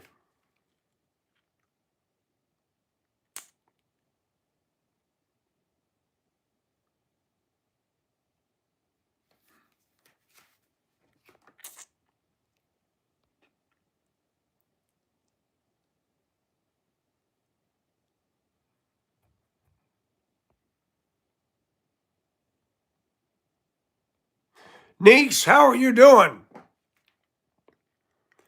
That's right. Bible says to be content. That's a discipline. Are you content? Or are you still trying to get that truck? You're still trying to get that one more thing. And guess what? When you get it, you'll be worried about something else.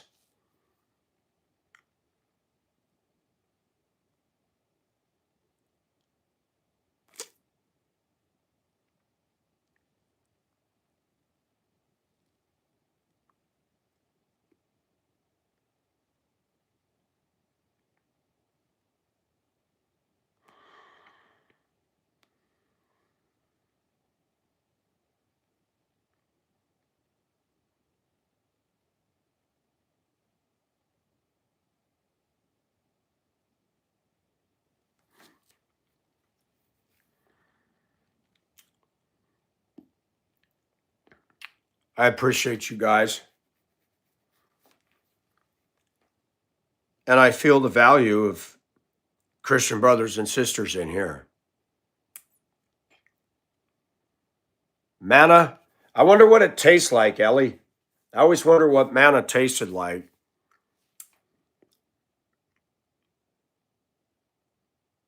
Yep, that's right. Fallon is just one more, you know, I never thought when I got fired wrongfully, I told E-Rock, I said, I just want a job so I don't have to just sell and move.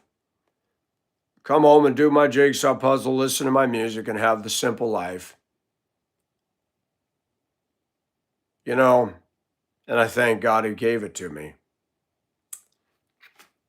Everybody's like, you got rid of the truck. Yeah, the tires needed to be replaced. There were things that needed to be done. It was more expense. I like the Deuce. And I'd love to get another one again. But right now, where's the world headed? Then you got to have double insurance because you can't drive the Deuce every day. And it makes no sense.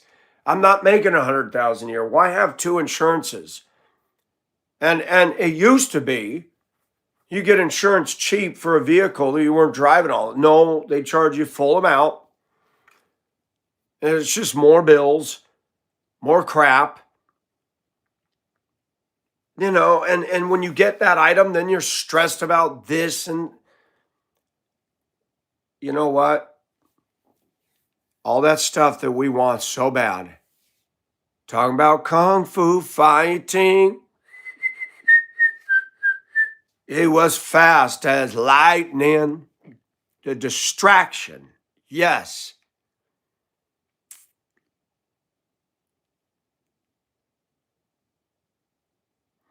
Backstab you, treat you wrong. It's not about how good you are. When they hate you, they hate you. Yes, Ellie. Ellie, you're a good woman. You're a pretty lady. You have talent. You have a love for God and His truth. Go in the strength of that. Keep speaking the truth, girl. Keep doing it. Please cancel my subscription. Somebody telling me to cancel their subscription to my channel.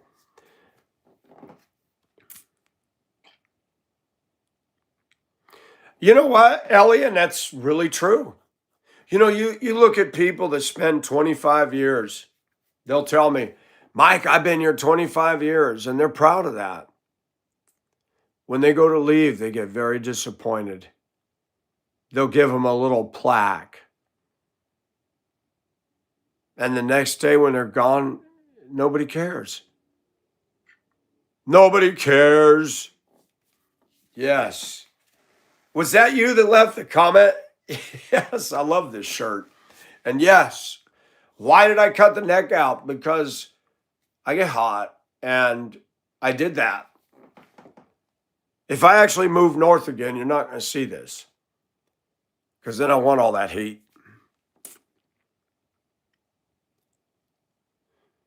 You're right, Ellie. Oh, yes. A couple weeks ago, almost 3 weeks ago. See, and I got a text message the other day. Didn't even know where it was. I saw it was from New York. And I said, who is this? And it was somebody I worked with at Transportation, a black guy. And he's visiting up in Queens right now. And I said, oh, I'm sorry. When I got my new phone, they weren't able to port everything over. That iPhone 6S was an antique, man. So people are still, there's a lady selling at the flea market. It was a bus monitor. They don't have any hatred towards me at all. They didn't even know what happened. They just thought I quit. When we go through something, my mind tends to go into overdrive, and you get out there and think, wow, everybody's against me. You go to the store looking around. You go, nobody's glaring at me. You're fine. Not everybody knows why or anything. A grandfather clock, that's actually kind of cool. They don't even give good gifts anymore. And these people retire, they go home, they sit in the lazy boy, and they die within a year. Don't live for retirement. Live each day. Tell yourself that. I think, I got to go to work today. I was on the school schedule. Today is a holiday. Tomorrow's a holiday. And I'm like, I miss all those holidays. Joy in the journey. Carpe diem. Seize the day. Ellie, seize the day. D. Michelle's Seize the day. D. Michelle, thank you for coming in. I love you. Thank you for coming in. And always good to see you. Find joy in the journey. When your job's getting you down, say, God, thank you for work. Give me the strength to get through the day. Thank you, Michelle. I appreciate you. People that working on their cells. Yep, they asked me that in the interview. She said, we've been having a problem with this. Where are you with your phone? I said, I won't have my phone on my person at work. I said, because I'm here to work, not play with my phone. I'm very into social media, but I do that on my time.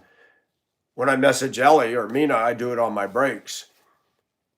When they get a message from me, my time, that's on my break time in my truck. But I don't. And I see people, there's guys smoking weed outside the building and where they can't be seen, disappear for an hour and a half. You know what that's called? Stealing. You're getting paid for 8 hours and you're hiding behind the building for an hour and a half to smoke dope or smoke your cigarettes. That's stealing. That's stealing.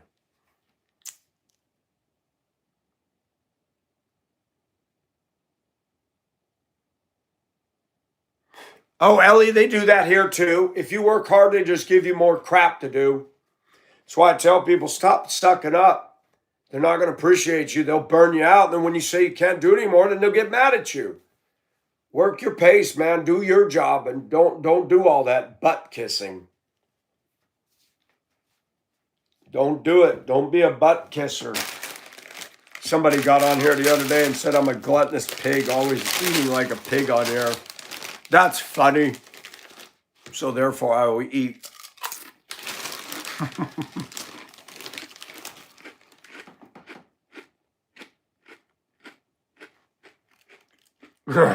Yes, Fallen.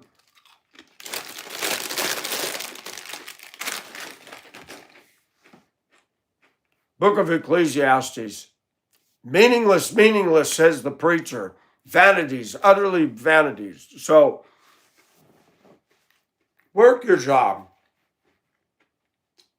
Give your employer your best. Don't burn yourself up for your employer. Give 110% in your 8 hours and go home. And leave your job at the job. God gave you a job to pay your bills. And if you're smart, put a little money away and you can buy yourself a toy once in a while, or a dinner, or a movie, or go to Myrtle Beach or something. It's okay. We don't live for our job.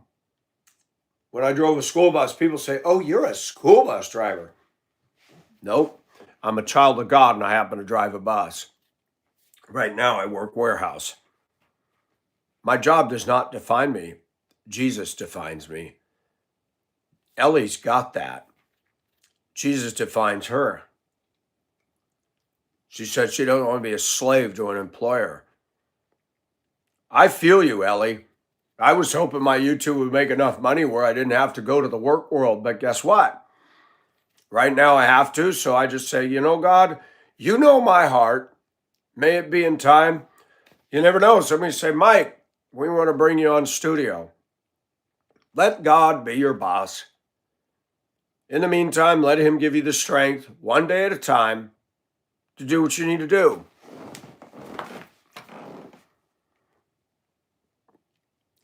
That's right, Sandy. And when we realize God is our provider and our Father and our Abba Father and our, when we finally say, God, you're the boss.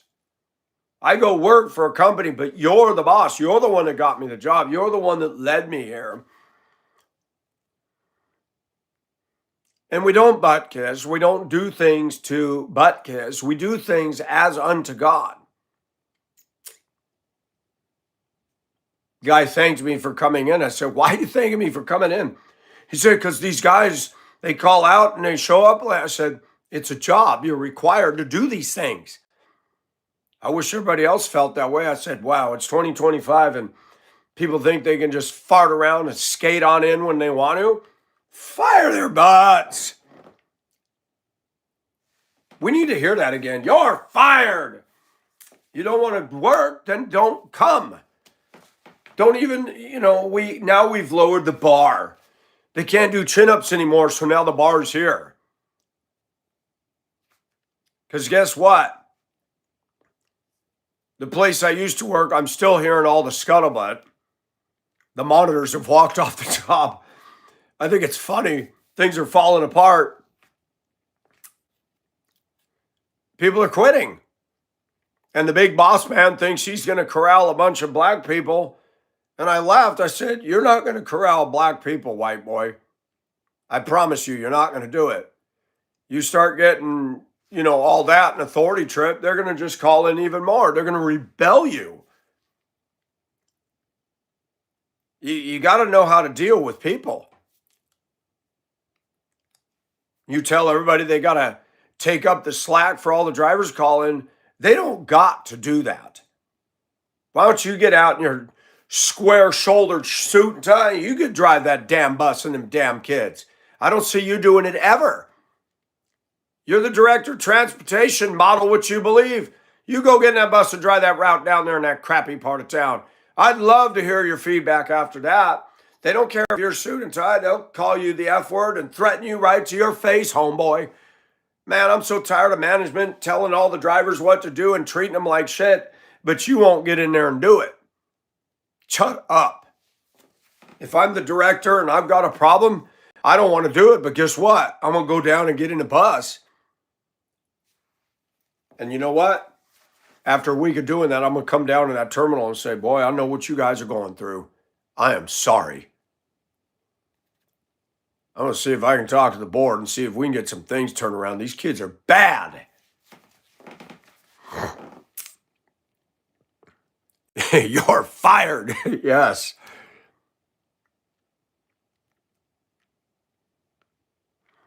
Boy, Ever, I give you credit. I don't love roofing. That is hard ASS work. I've done a couple of roof tear-offs. I did Fry's grocery store in Prescott. I was at they had the state job, Arizona Economic Development, whatever, and they gave me a day job. We had square-headed shovels and we're scraping the tar paper and the nails. And I'm like, oh my gosh, at the end of a day of that, you were beat. Roofing is no joke.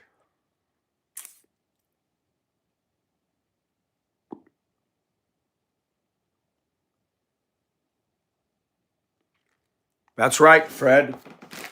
We're having a good stream here, and I love it. And I appreciate you guys because we need to talk about these things. Let's not worry about a super volcano and these clowns that say that this is going to happen and that's going to happen. Turn off the liberal news networks. They're drama queens and kings, and get up and start your day with God and say, you know what? I don't know what the day is going to bring forth, but God, hold me in your hand today, please. And he said he would. He said, I'll never leave you nor forsake you. Thank God for the blessings. When you get a bonus check, when you get a kickback from your governor or whatever, can you stop and say, God, thank you for this extra money? When Governor Kemp gave out school employees, we got $2,000, $1,000 in December and $1,000 in April. I said, God, thank you for this bonus. When Governor Kemp cut Georgia's tax bill in half as part of the COVID package for 1 year, I said, wow, thank you for doing that. Don't fail to thank God for those kind of blessings. You need to.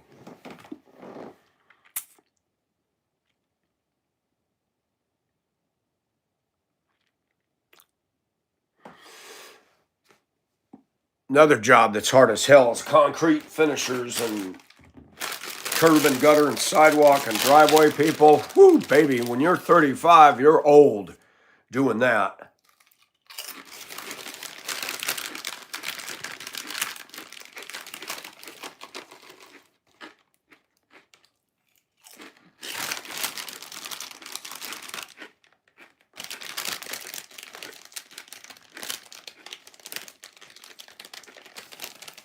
That's right, Fallen. A lot of these young people today want to be content creators and surf their way into money, and I'm like, it doesn't work that way. Let's be honest, you got influencers and content creators out there that have nothing but mental trash, and they're getting paid for that. That's disgusting. But then all of us can pat each other on the back. You're talking about roofing, I work warehouse. These are honest jobs. And it ain't paradise, but guess what? Feels good to be a man and do man's work, don't it? Being weird in your bedroom all day and making a living, why? I mean, girls, look at these girls. They're in their bedroom. And that black man, I posted on my post this morning, it was only a couple minutes long. Got a pretty black girl there, and above her head, behind her, 3 soiled panties. Looked like she either skid marked or perioded them, and I'm hanging in the window. And he's commenting on that. I don't know if this young lady's aware. That's so gross. Oh, but she's cute. Yeah, did you forget? Did you put your dirty stank panties up on the... That's gross, man. These girls are so clueless. And even a lady told me that guys, they just focus on that beauty and they're like locked in. Look up, look above her head. Ugh. Yeah, you want to eat that girl out? No, thanks. Ugh.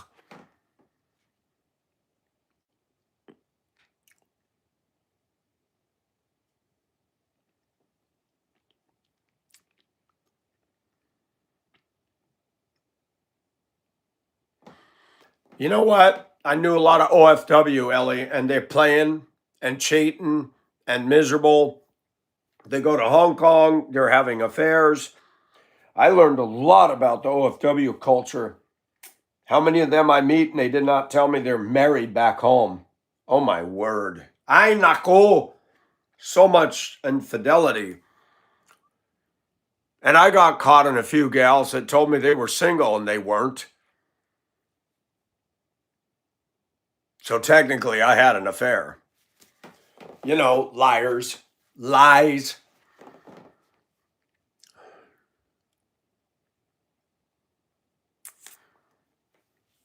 The OFW culture has its pros and cons.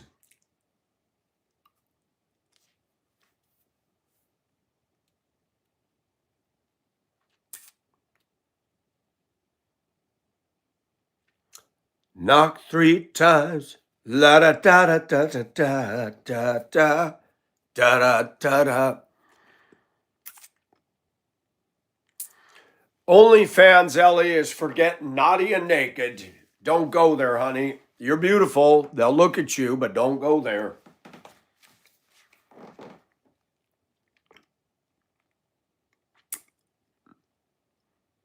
Did they love you a long time? Look, I'm going to be honest. I sowed my oats in Hong Kong and I made love with a few beautiful Filipino women. I'm sorry to say this, but they're some of the best lovers. They're some of the most beautiful girls naturally. I love Filipino women. There's none here. There's none. I wish I had a Filipino lover for life. And there's none in this area. They have them, but I don't, I live in the black side of town and I don't really go anywhere. You go west side of Augusta, it's traffic jam and expensive. And it's like, why? I go to work, I go home.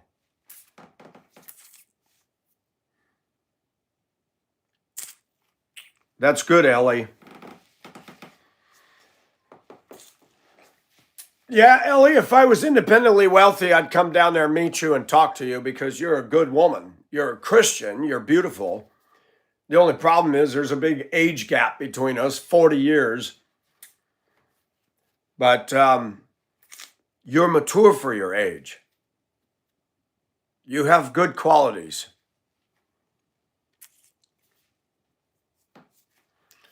Well, we got that all around the world, honey. Affairs, cheating, lying, and games. It's everywhere.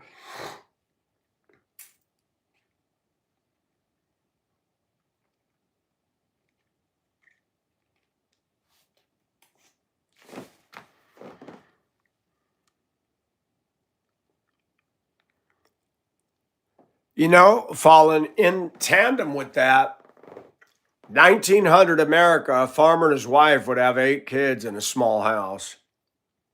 2025, a married couple, no kids in a big giant house. What happened? What happened?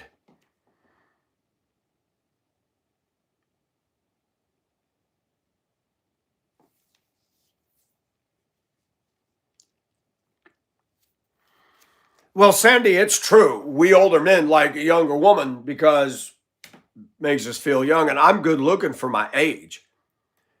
But if I was married to Ellie, in 10 more years, I'm going to look so much older than her. And then she's going to be out there looking great. And they're going to look at her going, man, she married an old man.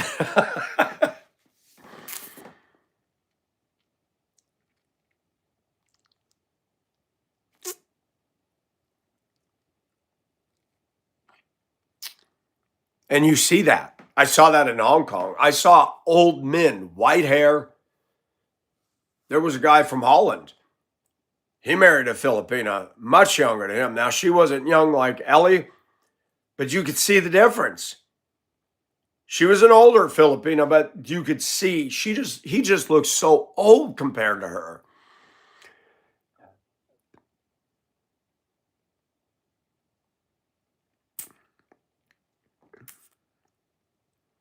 Well, Ellie, I would marry a young woman if she's mature in the mind. I don't think it's wrong for me to be attracted to a young woman, but in America, that's a problem. A 20-year-old woman in America doesn't have the mind you have. They're very immature, very self-centered. They're not marriage material at all. And men say they want, yeah, I don't want somebody who's immature. I can't even relate. I've had 40 plus years over her of experience in life. And again, there's the reality. You know, I'm going to get old. I'm getting old. And I don't have age hangups. That's between the couple. It's nobody else's business. America has a big problem with age differences. When I was in the Philippines, they did not. They did not have that hang up. They don't have that overseas like here.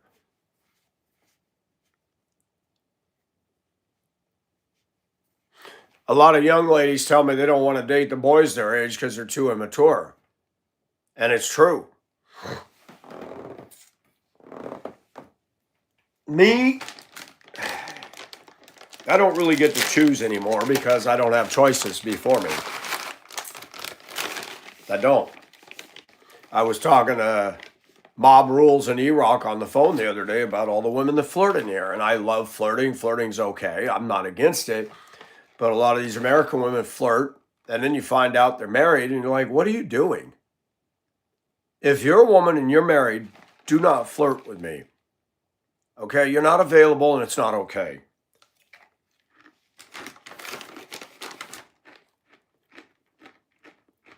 You got problems in your marriage, go to your pastor and get help. But don't leave me on and then go over to Discord and say, oh, by the way, I'm married. And you flirted it up in here for months. That's not okay.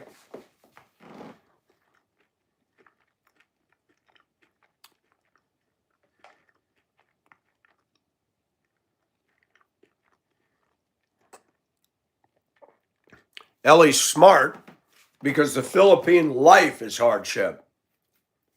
They don't grow up the way we grow up. We're blessed over here.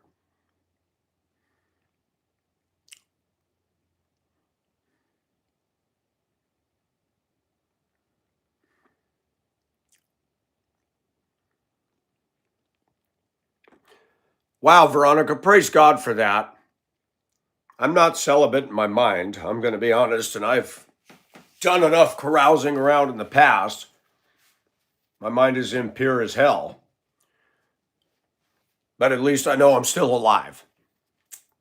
But at least I don't have that opportunity knocking at my door. I feel like God's put me in detox in Georgia. I'm having withdrawal.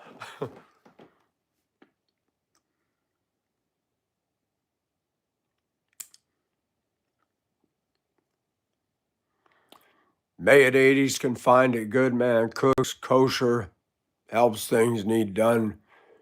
What about the men? Well, see, Sandy, I'm rare. Will be 60 in March 2026. I still got energy, I still got drive, and I still work on my house. There will come a point when it gets harder to do that stuff. One of the reasons, and I'm okay dating a woman my age, but in our culture, and there was a video out the other day talking about why men don't want to date women their age. And it talked about how they've lost their femininity, that they want to argue with a guy and they want to complain about the baggage that they made with other men. You know, I want peace. I want a relationship with somebody that I can get excited about, not dread. And dating anymore is just nothing but, sailing an ocean liner with all these U-boats looking right at you in a periscope. Forget that.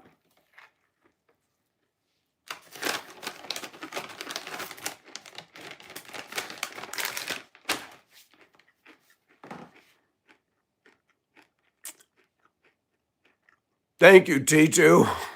Detox.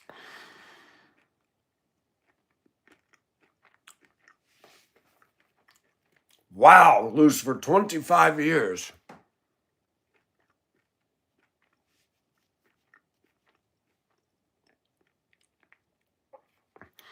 Ellie, I do focus on beauty, but I also focus on personality.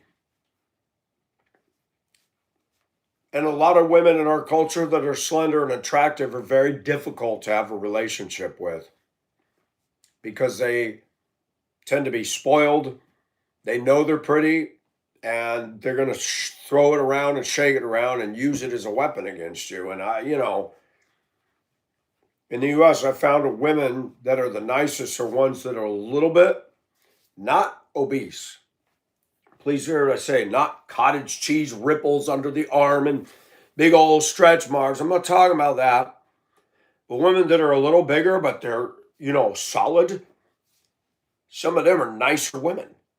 The real slender petite, like you, Ellie, slender petite women in this culture are not very nice. They tend to be, and I'm sorry to use the word, bitches. They're just nasty to deal with. And I don't care if they're black, Asian, or white, or Hispanic. They are all the same. High maintenance, impossible to deal with. You'll never be able to please them. They're moody as fook. And I hate that. I don't know why that is. It's like when I walk dogs in Hong Kong for clients. One of the ladies told me in her Australian accent, the problem with purebreds, Michael, is they're fussy. Purebred dogs are fussy. Mutt is a good dog. You get a black lab, a golden retriever. They're just a great dog. They got a good disposition. You want a woman that's more golden retriever and black lab than a damn poodle, okay? You don't need some yappy little high maintenance dog driving you nuts. Everybody loves the black lab and the golden retriever. You want to pet it. It can lean up against you and you put your arm around it. Nobody wants to get close to a Shih Tzu.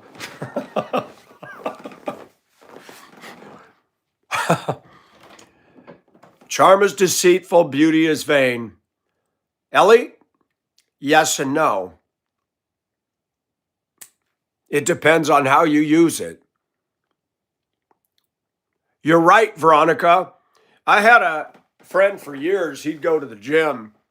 Said, man, you see these guys that are ripped and they're doing their weightlifting in front of the mirror with their shirt off. They love looking at themselves. Really? I believe you, Veronica. I believe you. I've seen it myself. We guys have a word for guys like that.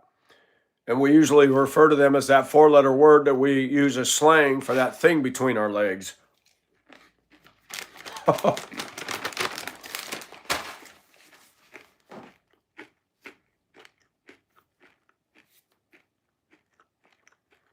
Ellie, you just hit on it. Right there. And I've said that in the past. Lucifer was the most beautiful angel.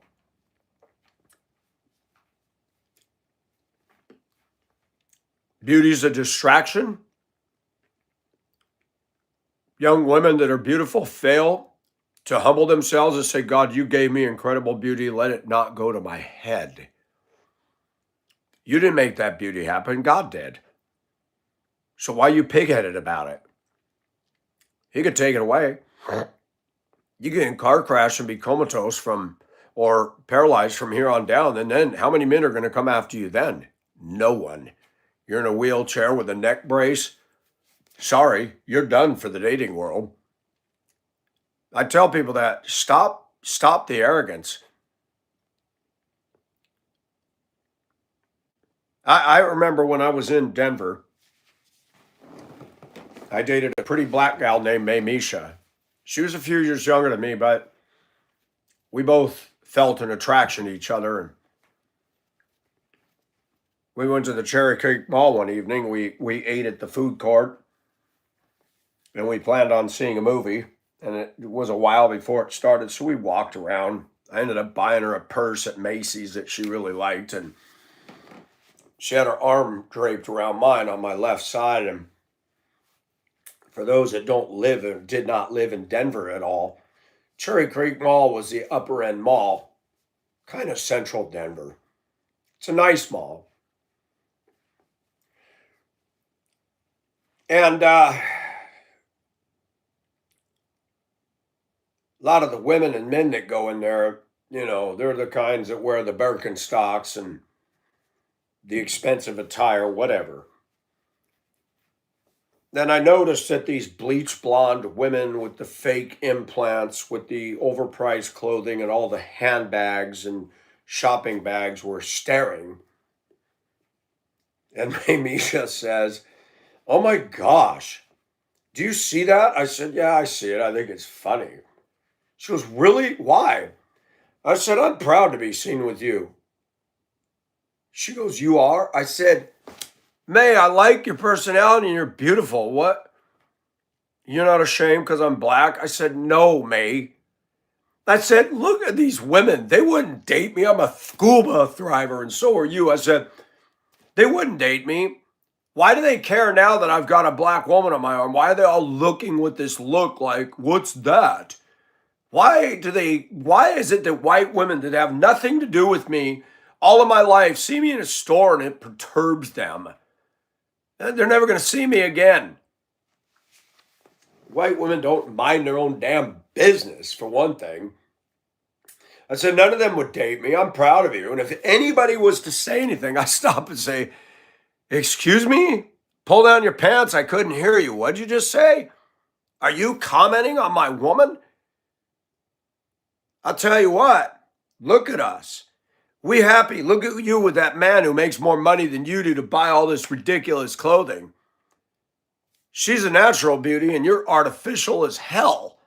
Not to mention a jerk. So I don't know why he gets a Woody over you. Yeah, I would say that. These women in America, some of them suck.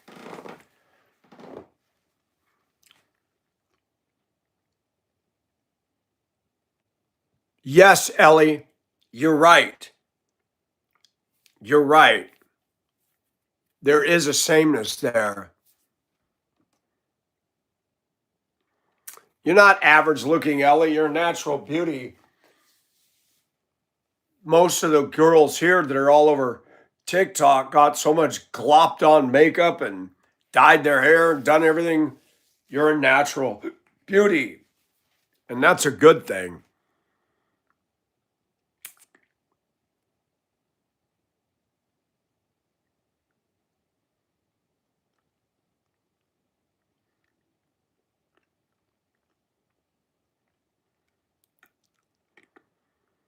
Wise words ever.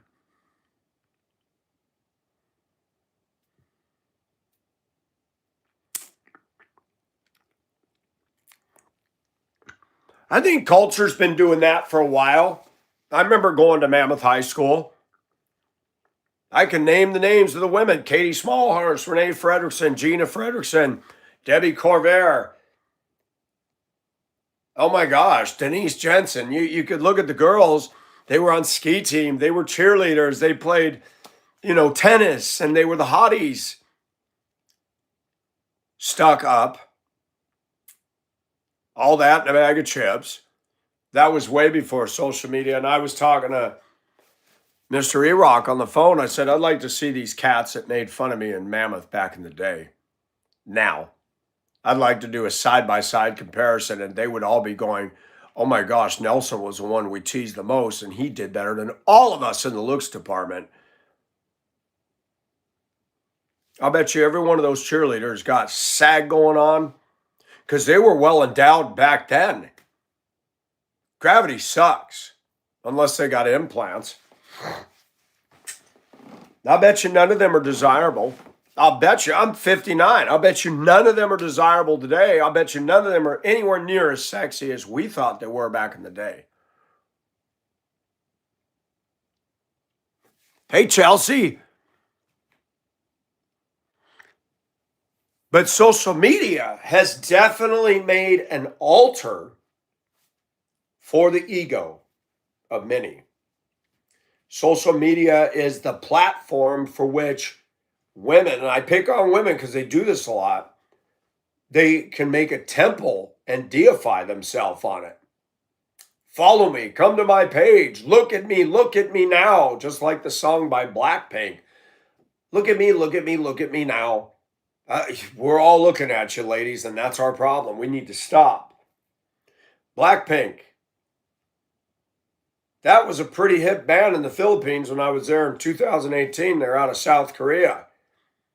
You want to talk about westernization hitting Asia? Look at Blackpink.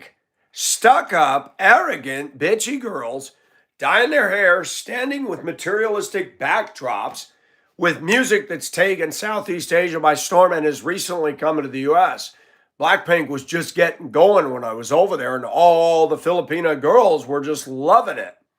I remember Ami was playing it in her room when I went to see Gloria. Every morning we heard her play Blackpink and Dura, Dura, Dura, Dura, dubba, dubba, dubba, dubba. It was so funny. She had this microphone. She'd hold it up to her phone, and it was like karaoke in the morning. And I'd get up and I go, Dura. And I started this little thing with her and her brother, Boo Boy. It was so funny. I'd go, man, I'd be laying there. Gloria and I are laying there in the dark, and I'd hear Boo Boy get up. She goes, see, he copied that noise, and now he do it because he likes it that you do that. I said, I know. I have an impact on everybody. So funny. So I'd go, morning, Boo Boy. Hello. So funny. I love life. I like going to other places and seeing their culture.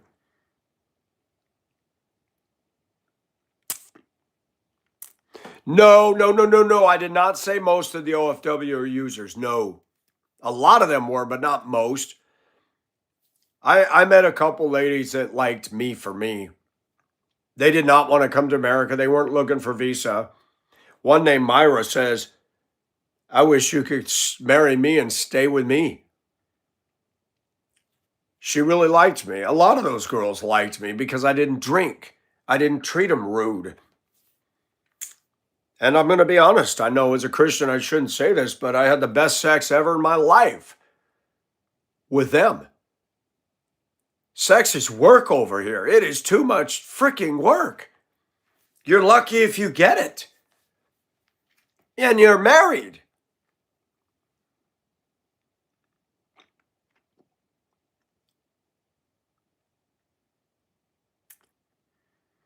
Not all are dysfunctional, Ellie. I'm going to tell you, the good American women are taken, generally speaking. There are men that have good white wives, and they're good to their husbands, and their husband ain't going to leave them, and they're not going to leave him. There are some good marriages. Problem is, I'm a single, and the women that are my age are single, and we tend to have baggage. And baggage, well, isn't always good.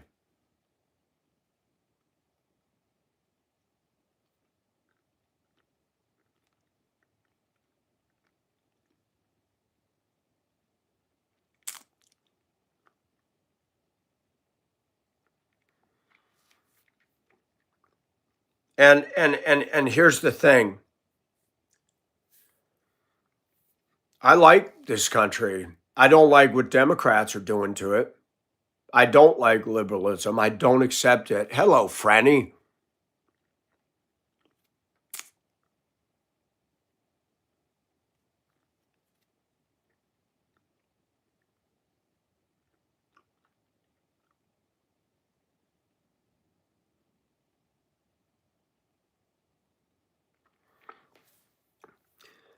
Well, Ellie, and I'm going to be honest. I'm going to be very honest. Okay. Years ago, I was so convinced I found the right one in the Philippines. And I was head over heels and I had yellow fever. And I'm going to be honest, I do see a lot of immaturity with a lot of Filipinos. They want to sing and be happy and have money and be on Facebook all day long. I saw a lot of that. They want a man to remove them out of their poverty, give them the perfect little bonbon life. And I had to explain to Beth, it doesn't work that way. What you mean? I said, I work, I drive a bus, and I don't make a lot of money. I have enough to take care of us, but you're not going to be rich. Wow, why you show interest in me? Are you not rich? I said, really, Beth? I said, I make more than you do. And what's funny is she doesn't know this. Now I have a house that's paid for. She has zero. And because of her foolishness, I ended the immigration and did not bring her here. She'd be doing better under me than she'd ever do by herself. But she wrecked it and she threw it away. And I love Filipino women. But yes, Ellie, a lot of them are immature. And I respected you because you're a Christian. You are 20. You are ahead of most, but you are 20. And you're going to have certain things in you that aren't fully developed as us that are older. And I like you. I think you're awesome. But we all have our faults. We all have our faults. And I have to come full circle because for a while I said the women were better overseas when I was blind and didn't know. But when I lived in Hong Kong, you wouldn't believe the bullshit I saw. Those Filipinos that I thought were so sweet, they had so much drama with each other. I said, my gosh, drama exists everywhere. You know, somebody said a long time ago, wherever you go, there you are. They made fun of Edith. Edith was a sweetheart. I met her at a karaoke place and she didn't drink. She had a beautiful dress. She was actually my height. Most of the Filipinos are somewhere around here on me, and I'm not tall. And she bumped into me and said, will you dance with me? And I said, yes. We had a relationship for a couple months before I left. And the girls in the karaoke, she wasn't in there one day, and I came and sat, and I overheard the girls. They were talking loud because they had too much liquor. They said, yeah, and they're talking to each other. They said, you see that girl come in with the dress and the boots? Why are you going to wear boots with the dress? And I heard them describe it. I said, "Excuse me." I said, "Do you know who that is?" I said, "I'm seeing her." "Oh, is that your girlfriend?" I said, "Yeah." I said, "Do you know why she wears the boots with the dress? Because she likes to wear dresses and look like a lady." I said, "Do you know why she wears those beautiful ladies' boots?" I said, "Did you know that the guy was trying to rape her in Bohol and she was asleep? She felt somebody getting on her, starting to feel her. She reached up and scratched his face so hard it drew blood. He leaned back and she ran and she jumped out the window. There were two iron bars sticking out of the ground. They both went up the back of her calf and they left a scar when they did the surgery to stitch it up." And they all went. I said, "Yeah, you might want to think about who you're making fun of. I know her and I'm offended by that. She's a very dear soul." Edith told me about what it was like to grow up as a Filipina. She was bullied. She was teased by the boys and the girls. They called her a monkey. They called her ugly. You can see that video. Go to Monster of the East, type in Pacific Ocean Asia, all one word. Go to Monster of the East. He's that dreaded piece of shit, Andrew Drescher, who's trolled my channel and took all the videos that I had taken down. And my lady friend and I in Hong Kong, she's wearing purple. We're on the IFC mall roof. I thought she was beautiful. People are mean and nasty. And when I talked and heard Edith's story, she went through a lot of the same things I did in her culture. Laughed at, made fun of, teased. The girl liked me because I accepted her. I've seen a lot of shit. Edith was special because we had the same story, even though worlds apart. And of all the Filipinos that I was with, Edith grabbed me the most. We had the same story. There's good and bad women in every damn culture.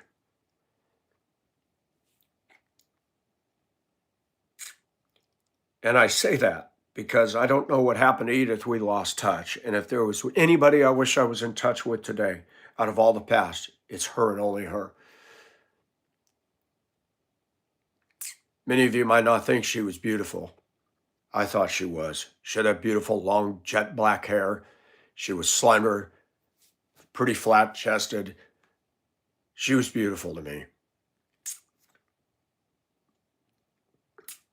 She used to sit between my legs at karaoke and I'd run my fingers through her beautiful hair. I loved that woman. It's too bad I didn't go over there and chase her instead of Beth. You know, they I'm not even going to unpack what she went through when she was there, but other Filipinos stole her money, stole her clothing when she had her back turned and they got into her stuff. I said, "Wow, Edith, here I thought the Filipinos were so sweet and cared for each other." And she goes, "No, Michael." She said, "Just like any place, they backstab and there's bad and good too."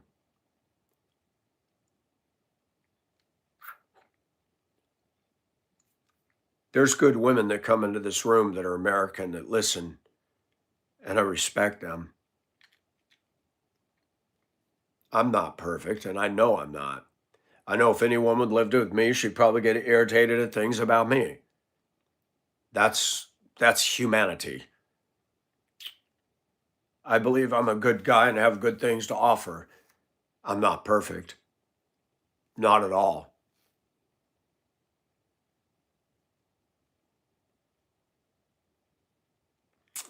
I miss California and the piers, man. And I miss growing up on the Pacific. Special times.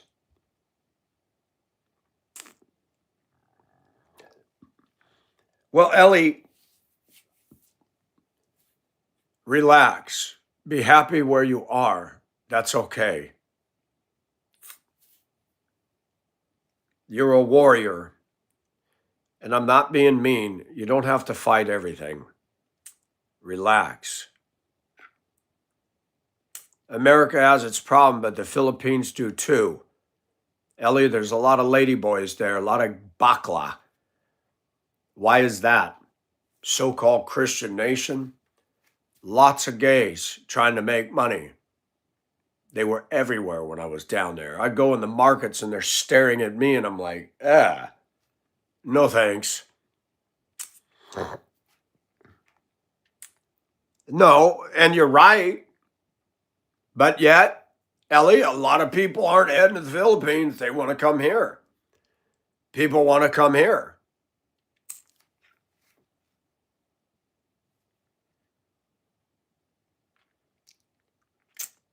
Yeah, lots of ladyboys. Thailand. They were down in Wan Chai when I was in Hong Kong.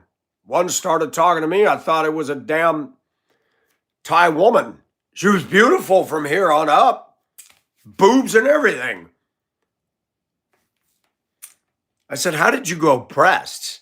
When it dawned on me, I saw the Adam's apple. I said, I thought you knew. She said her name was Bam. Yeah, Bam Bam. I'm not kidding.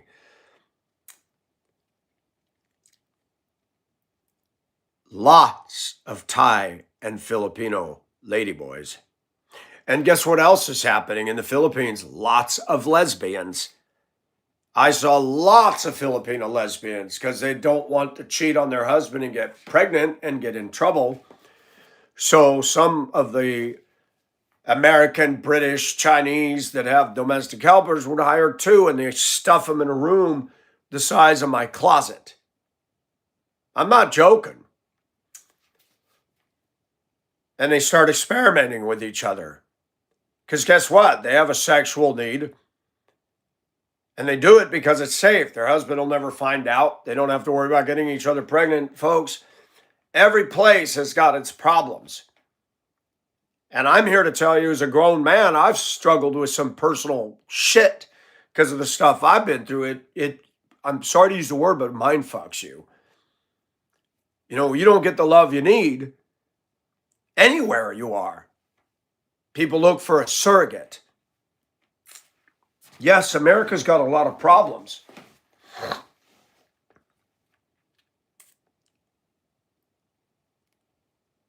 But at least you can fail here. You can make a mistake. And you can still get support.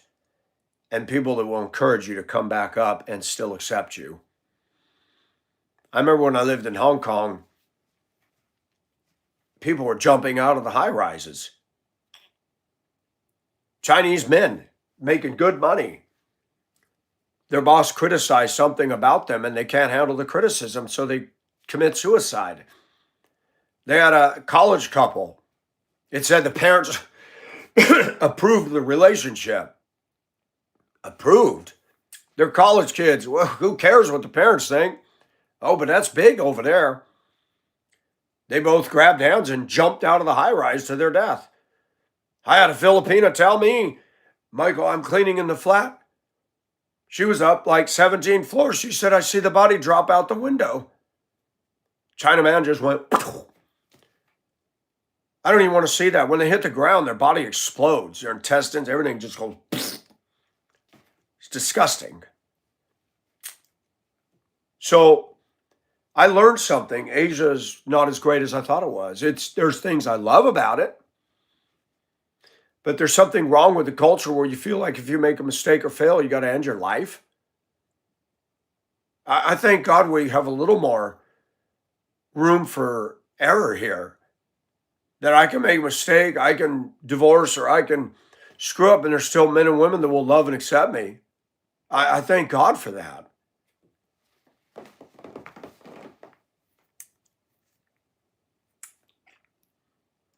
Triggered. Triggered.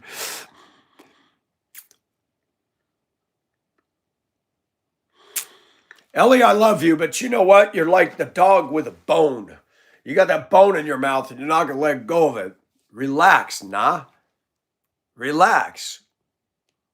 I think everybody here like you. You're all right. Just relax. Nothing, I agree with a lot of what you're saying, but I have to temper that.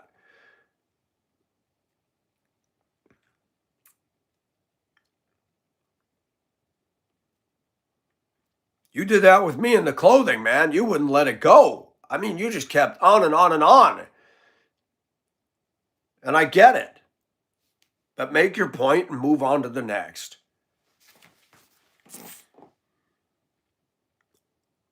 We don't use the word triggered. I haven't used that word in a while. That's a good word. Triggered much? Veronica, that's funny.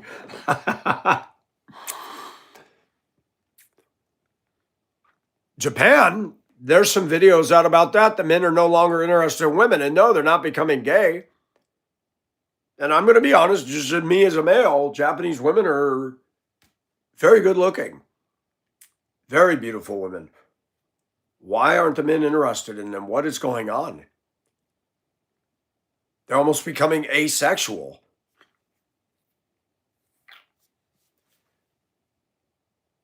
So these countries all got their problems. You think I could go to work wearing a shirt like this in Japan? No. Am I going to go to work wearing this? No. But I mean, Japan's a pretty strict culture.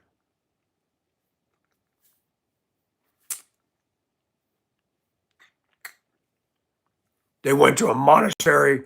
No, the Japanese aren't monks. Really, Jason?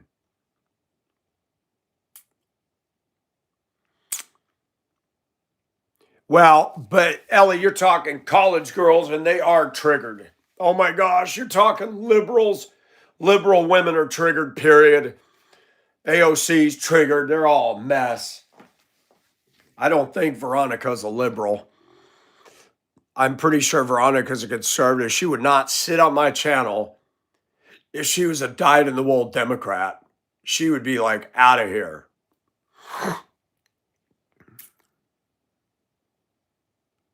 But, you know, you want to know a culture that's blowing up?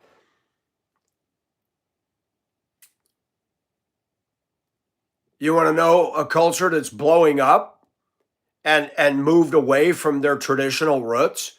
South Korea. Again, look at Blackpink. They're acting like spoiled brat little American girls. I mean, I like the sound of Blackpink, but I won't listen to them. It's just more that what I call teeny bopper trash. I'm sick of it. They had a good sound, but they just got too much attitude and materialism and narcissism. And now I heard that they're all feeling each other's titties. They're all becoming lesbian. It's crazy. Not woke. Charlie Kirk was awesome.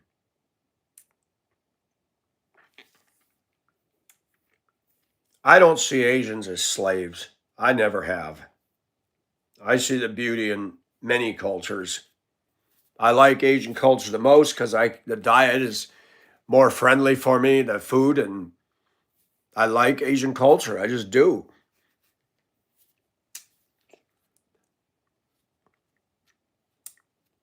If I had money, I'd have my whole house looking Asian. I think it'd be awesome, but that's expensive, man.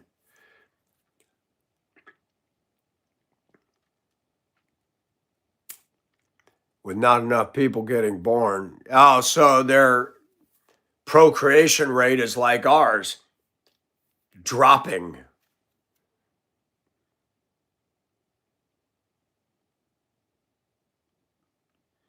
Doggy a liberal? I don't think Doggy's a liberal. Hey, Bobby Joe, how are you?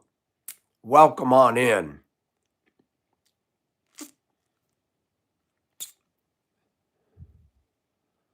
Popo Sterius. What your name is. What your name is.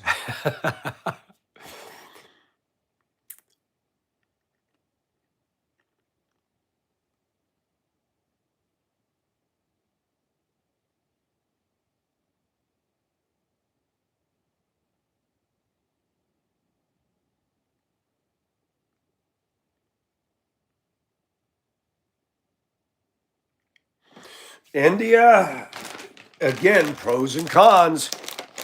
I'm not trying to be rude, but get used to plenty of curry in all the food and the body odor. I've met a lot of people to India. You meet some very nice, cool, professional India, but you get in India, you're going to smell a lot of smells you don't want to smell. I haven't been there, but I've talked to people who have.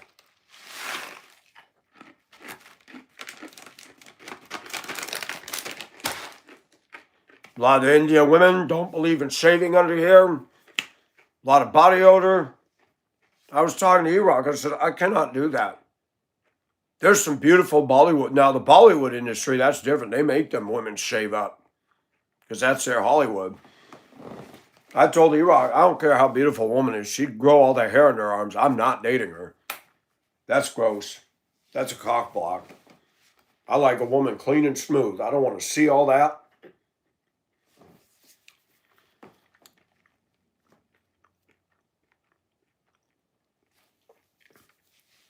Some Indians, Ellie, some are very aggressive and pushy too. I've seen both kinds, especially the men.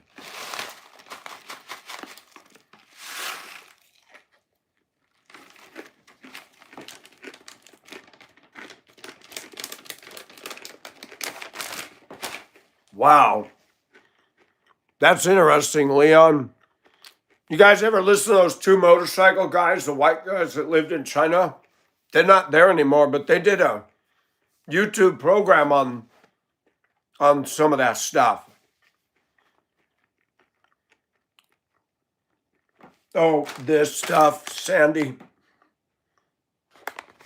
This is the granola without the chocolate pieces. I need to go get some more because I'm having chocolate withdrawal.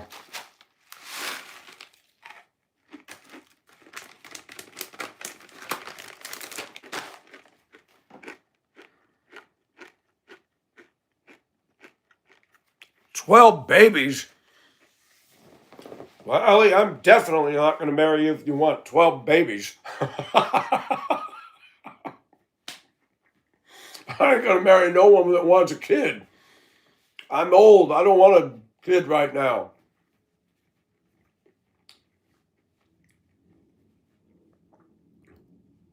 The only way I'd consent to having a kid is if I was really in love with that woman."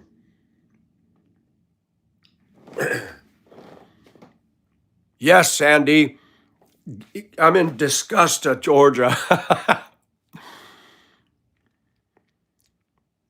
Ellie, that's going to wear you out. Chasing all them dang kids around all day. What if they're all girls, Ellie? You better not name her Benjamin.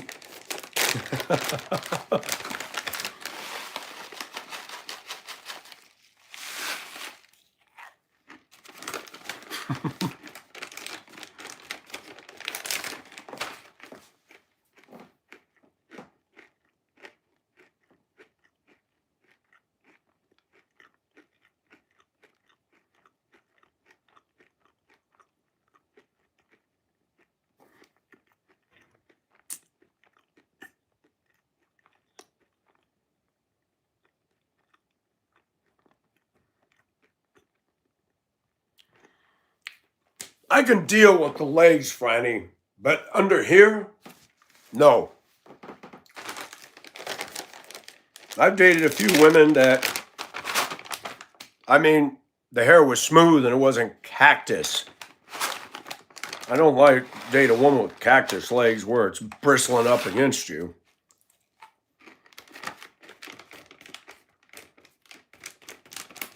I shave my legs sometimes too because I get a lot of hair on them. I just don't like it sometimes.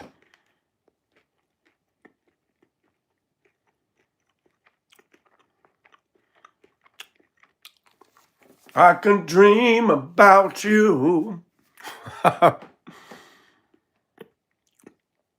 You know, I've heard, Franny, that some women never do. I had a friend named Luna who was my age in Hong Kong. She was from Iloilo. She's so funny. You know, Mike, I never grow hair under my arm. I think when people shave it, grow more. I said, no, some just grow it naturally. Some of the Asian women, it doesn't grow. But I saw a lot of Chinese women that didn't shave.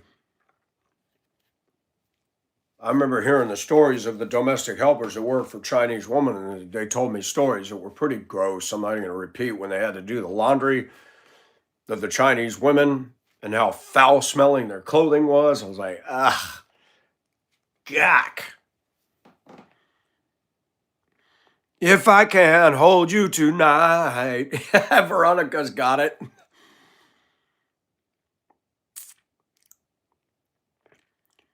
Some Native American women are incredibly hot.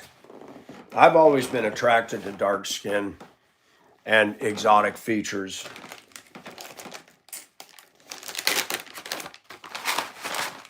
I don't meet many Native Americans. I met a few here and there along the way, but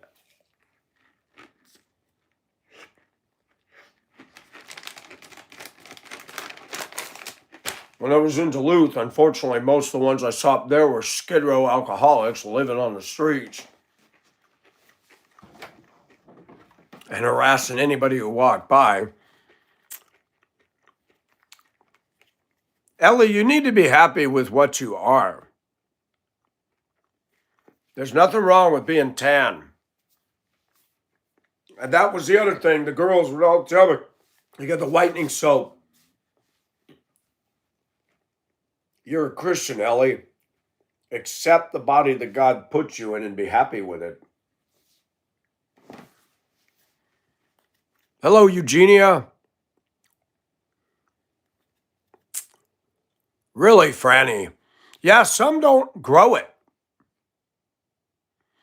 Yes, Veronica, I'm with you on that. I'm with you on that. What I call pronounced features. Now, I do not like those African women that put that big old coin in the mouth and their lips are this big and they do all that crazy deformity stuff. Why would you do that to your kid?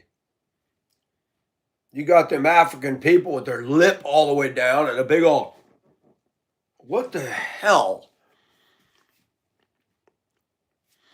Ellie, I was just telling somebody last night, that all started with the Spaniards when they dominated the Philippines and they intermixed. You have the white-skinned Filipinas, which have the Spanish blood, and even in the media down there, they only hire the white Filipinas. So they discriminate against the natural Filipina, the pure, what they call the pure Filipina. And I'm disgusted by that. Ellie, you're pretty the way you are. Get off of that. You spend energy, so many girls I know spend energy on that. Accept the skin you're in.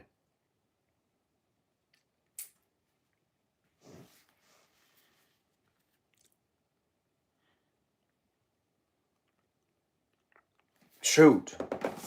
I can't show it because it's somewhat indecent, but I dated a Puerto Rican. Her skin was naturally slightly tan. I need to put this back in my crate. She was pretty to me.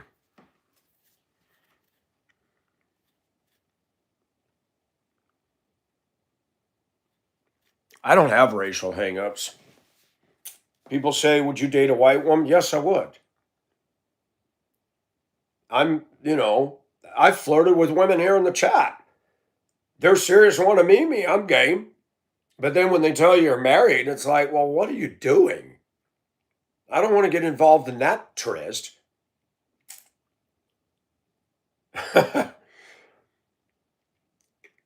Had a conversation this weekend with a friend of mine who told me that a place he worked at, his manager kept saying, why don't you join my wife and I for dinner? And he thought, he's rewarding him and sitting at the table, and his wife is under the table with her hand on his leg. And he's like, I need to go.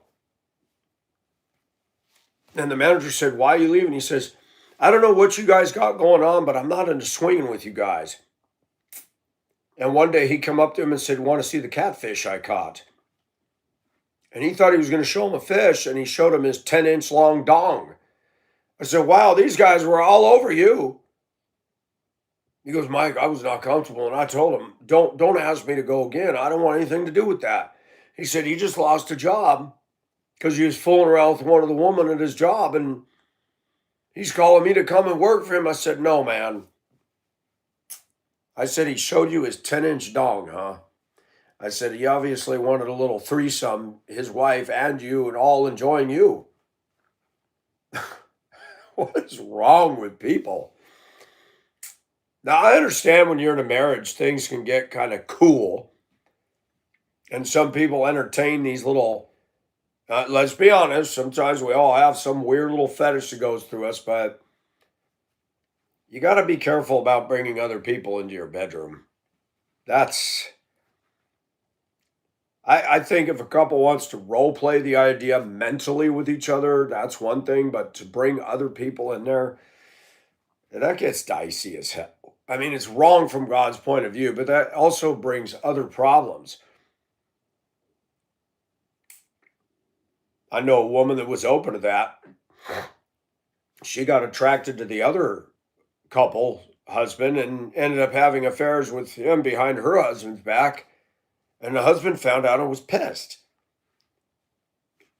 You know, some guys think it's awesome to see their wife do another girl, and they open that door, and the girl suddenly says, "Wow, this is funner with her than it is with you. I'm out of here."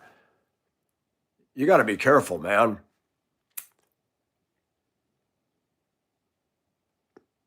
Pantalon. Oh, they used to say pantaloons.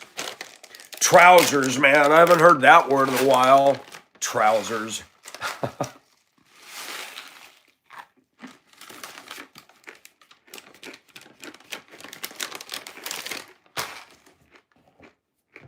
Yeah, Ellie, I took 3 years of Spanish.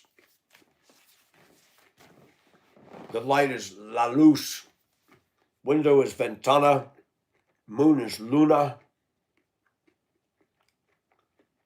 Bathroom is baño. Casa is house. Cat is gato. In the Philippines, it's pusa. I always laugh at the Tagalog word for foot. It's P-A-A, pa'a. And the way they say it, I would go up to the Filipinos at karaoke. They sit there with their cute little lady sandals on, and I point to their feet and I go, pa'a. They would laugh every time. "Oh, you know that word, Michael?" I said, "It's funny. We say foot. They say pa'a."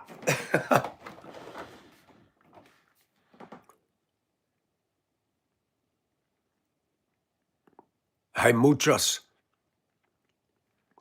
Yeah, but the Filipinos call it pusa. That I knew. They called it pusa. I guess it depends on which area you're from.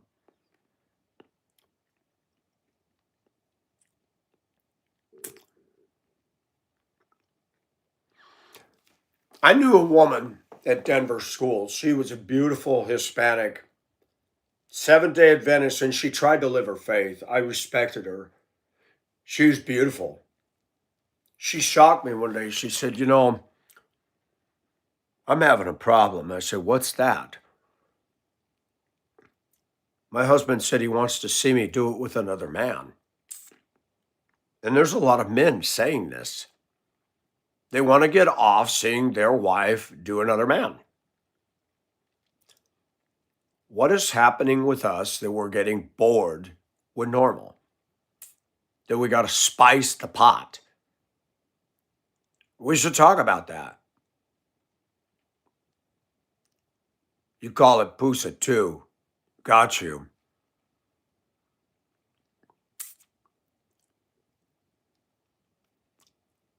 Yeah, wife sharing. There's men out there that want to get off seeing their wife do another guy. It's called kinky, a fetish. There's some guys that want to see their wife do another woman. They really like that. But sometimes that can backfire. The woman liked it so much with the woman that she suddenly become lesbian and leave him. Be careful what you ask for.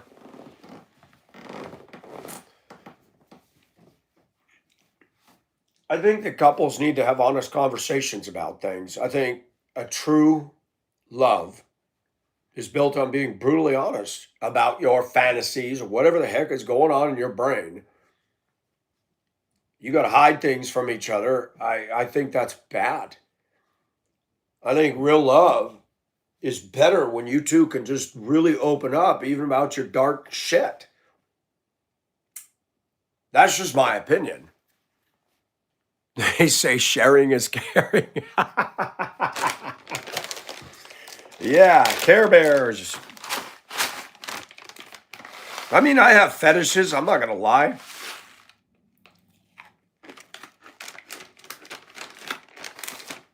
Biblical perspective, marriage bed is supposed to be between you and your woman and not everybody else climbing in there.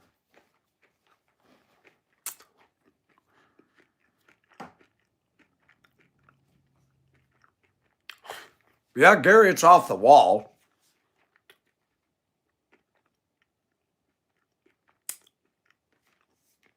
Why do you think women stay single? Because of the sick fantasies of men. Well, but women got them too, Franny. Shoot, I dated a Korean girl who was all over the map with that stuff.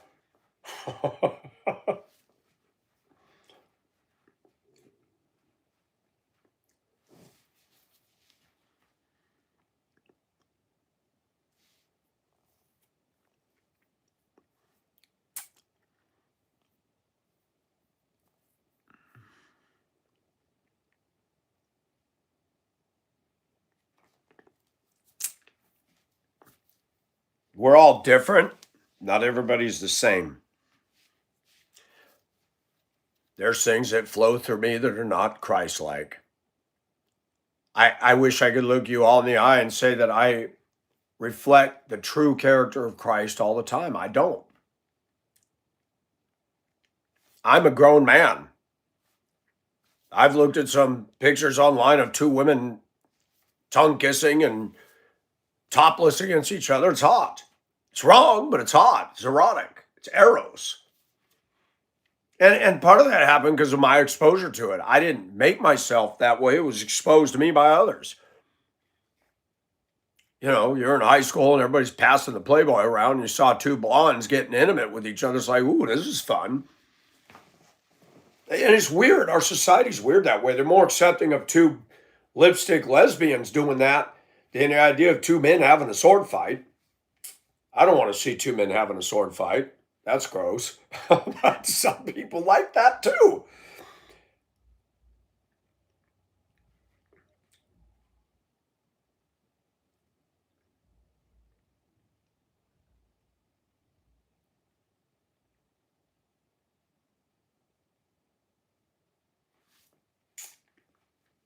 We're all fallen.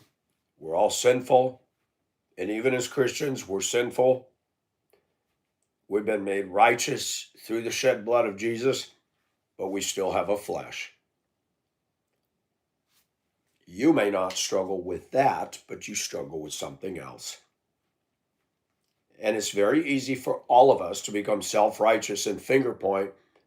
I have to be very careful. A lot of people come in here and they're very open to using marijuana. I am against that. I think Christians should not have anything to do with drugs. But I'm not tempted by it. So I have to be careful when I approach it that I'm not coming off as harsh and being obnoxiously rude about it. It's okay to say my view, but I don't want to offend everybody out of the room and say, well, because this is not what I call a club. My chat here is not a club. I want people to be able to come in here and learn something and get closer to God and each other. But I'm not tempted by drugs, so I tend to be harder on that. But I am tempted by women. And I'm being honest with the ladies here. Sometimes when I'm off of this and I've got nothing to do, I look at online pictures of women. The diversity of breasts is fascinating. I don't message these women. Some of them are just pictures that you can pull off the internet. Rub one out and go on about your day. And I agree with God that He doesn't want sexual immorality to be in us. Well, it is in my mind. I like a good orgasm, and I don't have an outflow with that. You know, I come from Hong Kong. I come back to the States. I dated a few women in Denver. I come out here. I haven't dated anybody. 7 years, dried up, no dating, no love.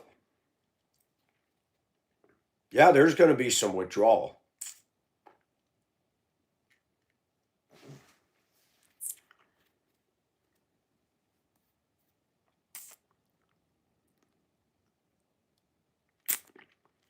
Veronica, I understand that dating has become a chore. Even me. I'm like, it's too much work. It's easier for me to work on my house than it is on a date.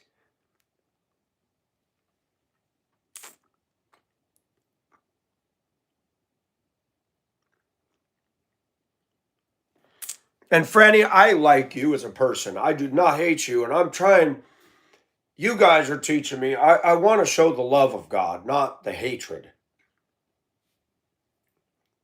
And I appreciate you guys allow me to say what I feel without writing me off. This is the problem with our Democrat Party.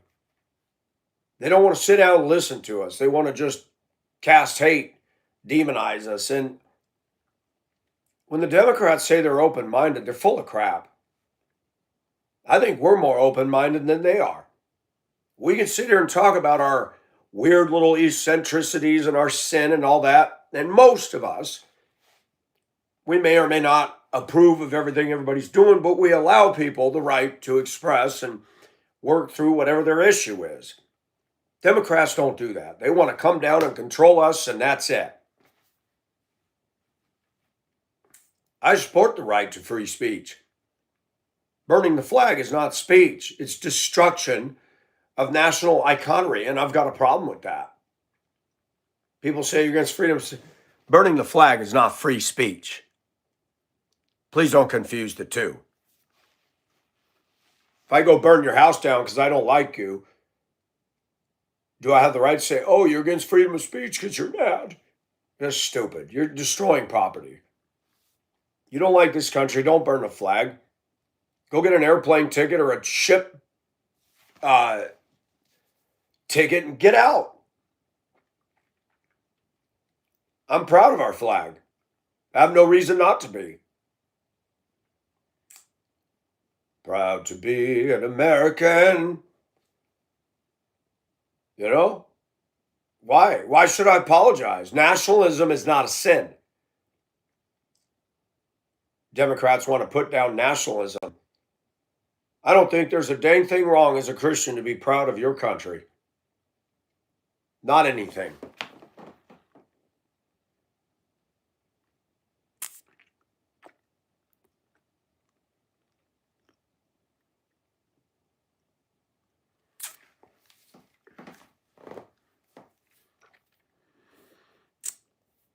I will say Ellie has accepted me. She was hard on me about my dressing like a girl, and I understand that. But Ellie's been decent, and I'm able to chat with her sometimes, and I appreciate that. You see, the more time we spend with each other, we learn to show each other grace. If we're looking for perfect people, we're wasting time. We all need to kind of back up a little bit. That's right, Fallen.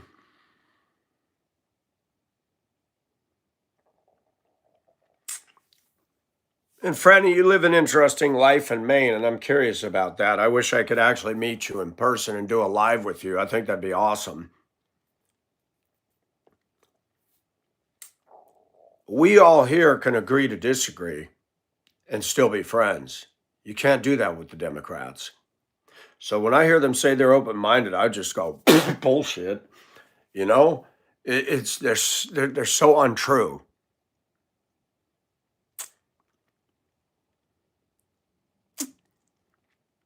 Everybody knows about wife sharing. Everybody knows that it goes on in some circles. They'd call it swapping, switching. When I was married, my then wife in Minnesota was working at Blue Cross Blue Shield, a call center they had in Virginia, Minnesota. She said that the people would throw their keys, they go to a bar and they'd throw their car keys on the table, the men and the women, and you would all reach and grab a set of keys, not knowing who it was. And whoever was the owners of those car keys, you went home with them. This is a town of 7,900 people. I'm like, wow, I wouldn't be comfortable with that, even in the flesh. They're like, well, yeah, do I? No. As I get older, I have some dark stuff. And I've said this, if I had a woman and she had a lady friend and she wanted to be intimate with her, but she wasn't going to leave me, I'd be like, okay. And people are like, wow, Mike, really? Yeah, I would, because I understand human sexuality. That's why. If I knew that she was into me and wasn't going to leave me and she wants to bond with her girlfriend, I don't care. But I don't want her going off with a dude at all. From a Christian perspective, none of that should go on. Any of that. And like Franny and others say, and Veronica, dating is such a problem anymore. Dating is such a problem.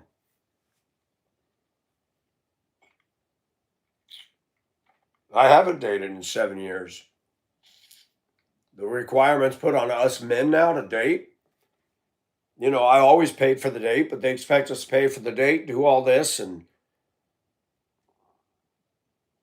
here in Georgia, where I'm at, I don't see a lot of good choices. I worked at a place with, well, several thousand employees, and immediately at my location, a couple hundred. So I bumped up against a lot of women. Some of them were cute. Some of them we flirted back and forth, but it never went anywhere because I'm like, she's cute, but no, that wouldn't work.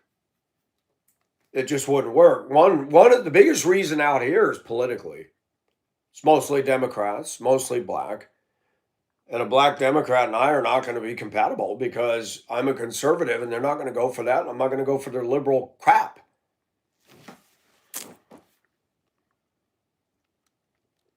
Yes, Veronica, that's well said.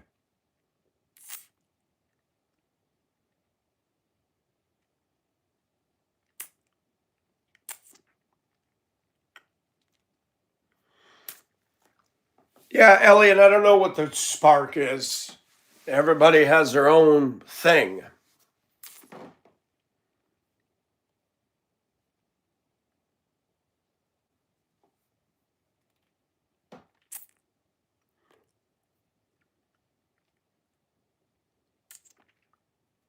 Hey, Mary, how are you? Welcome.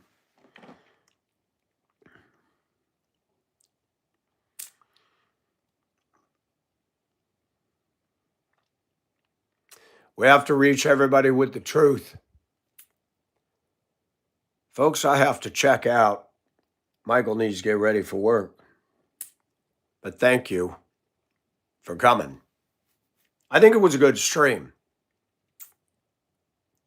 Thank you, ladies. Thank you, guys. Thanks for letting me keep it real. I'm a work in progress. So are you. God's not done with us yet. Thank God. But thank you, Lawrence. Thank you, Ellie. I appreciate that. Thank you, T2.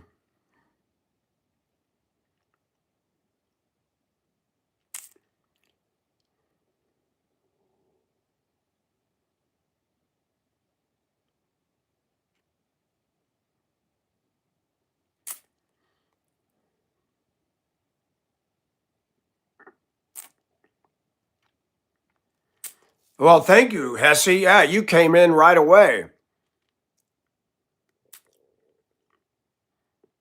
Well, and I'm going to be honest, there's a weird dynamic. Some people that had that little tryst ended up becoming stronger with each other and never did it again. Yeah, in God's eyes, it's wrong, but strange things happen. That's all I can say.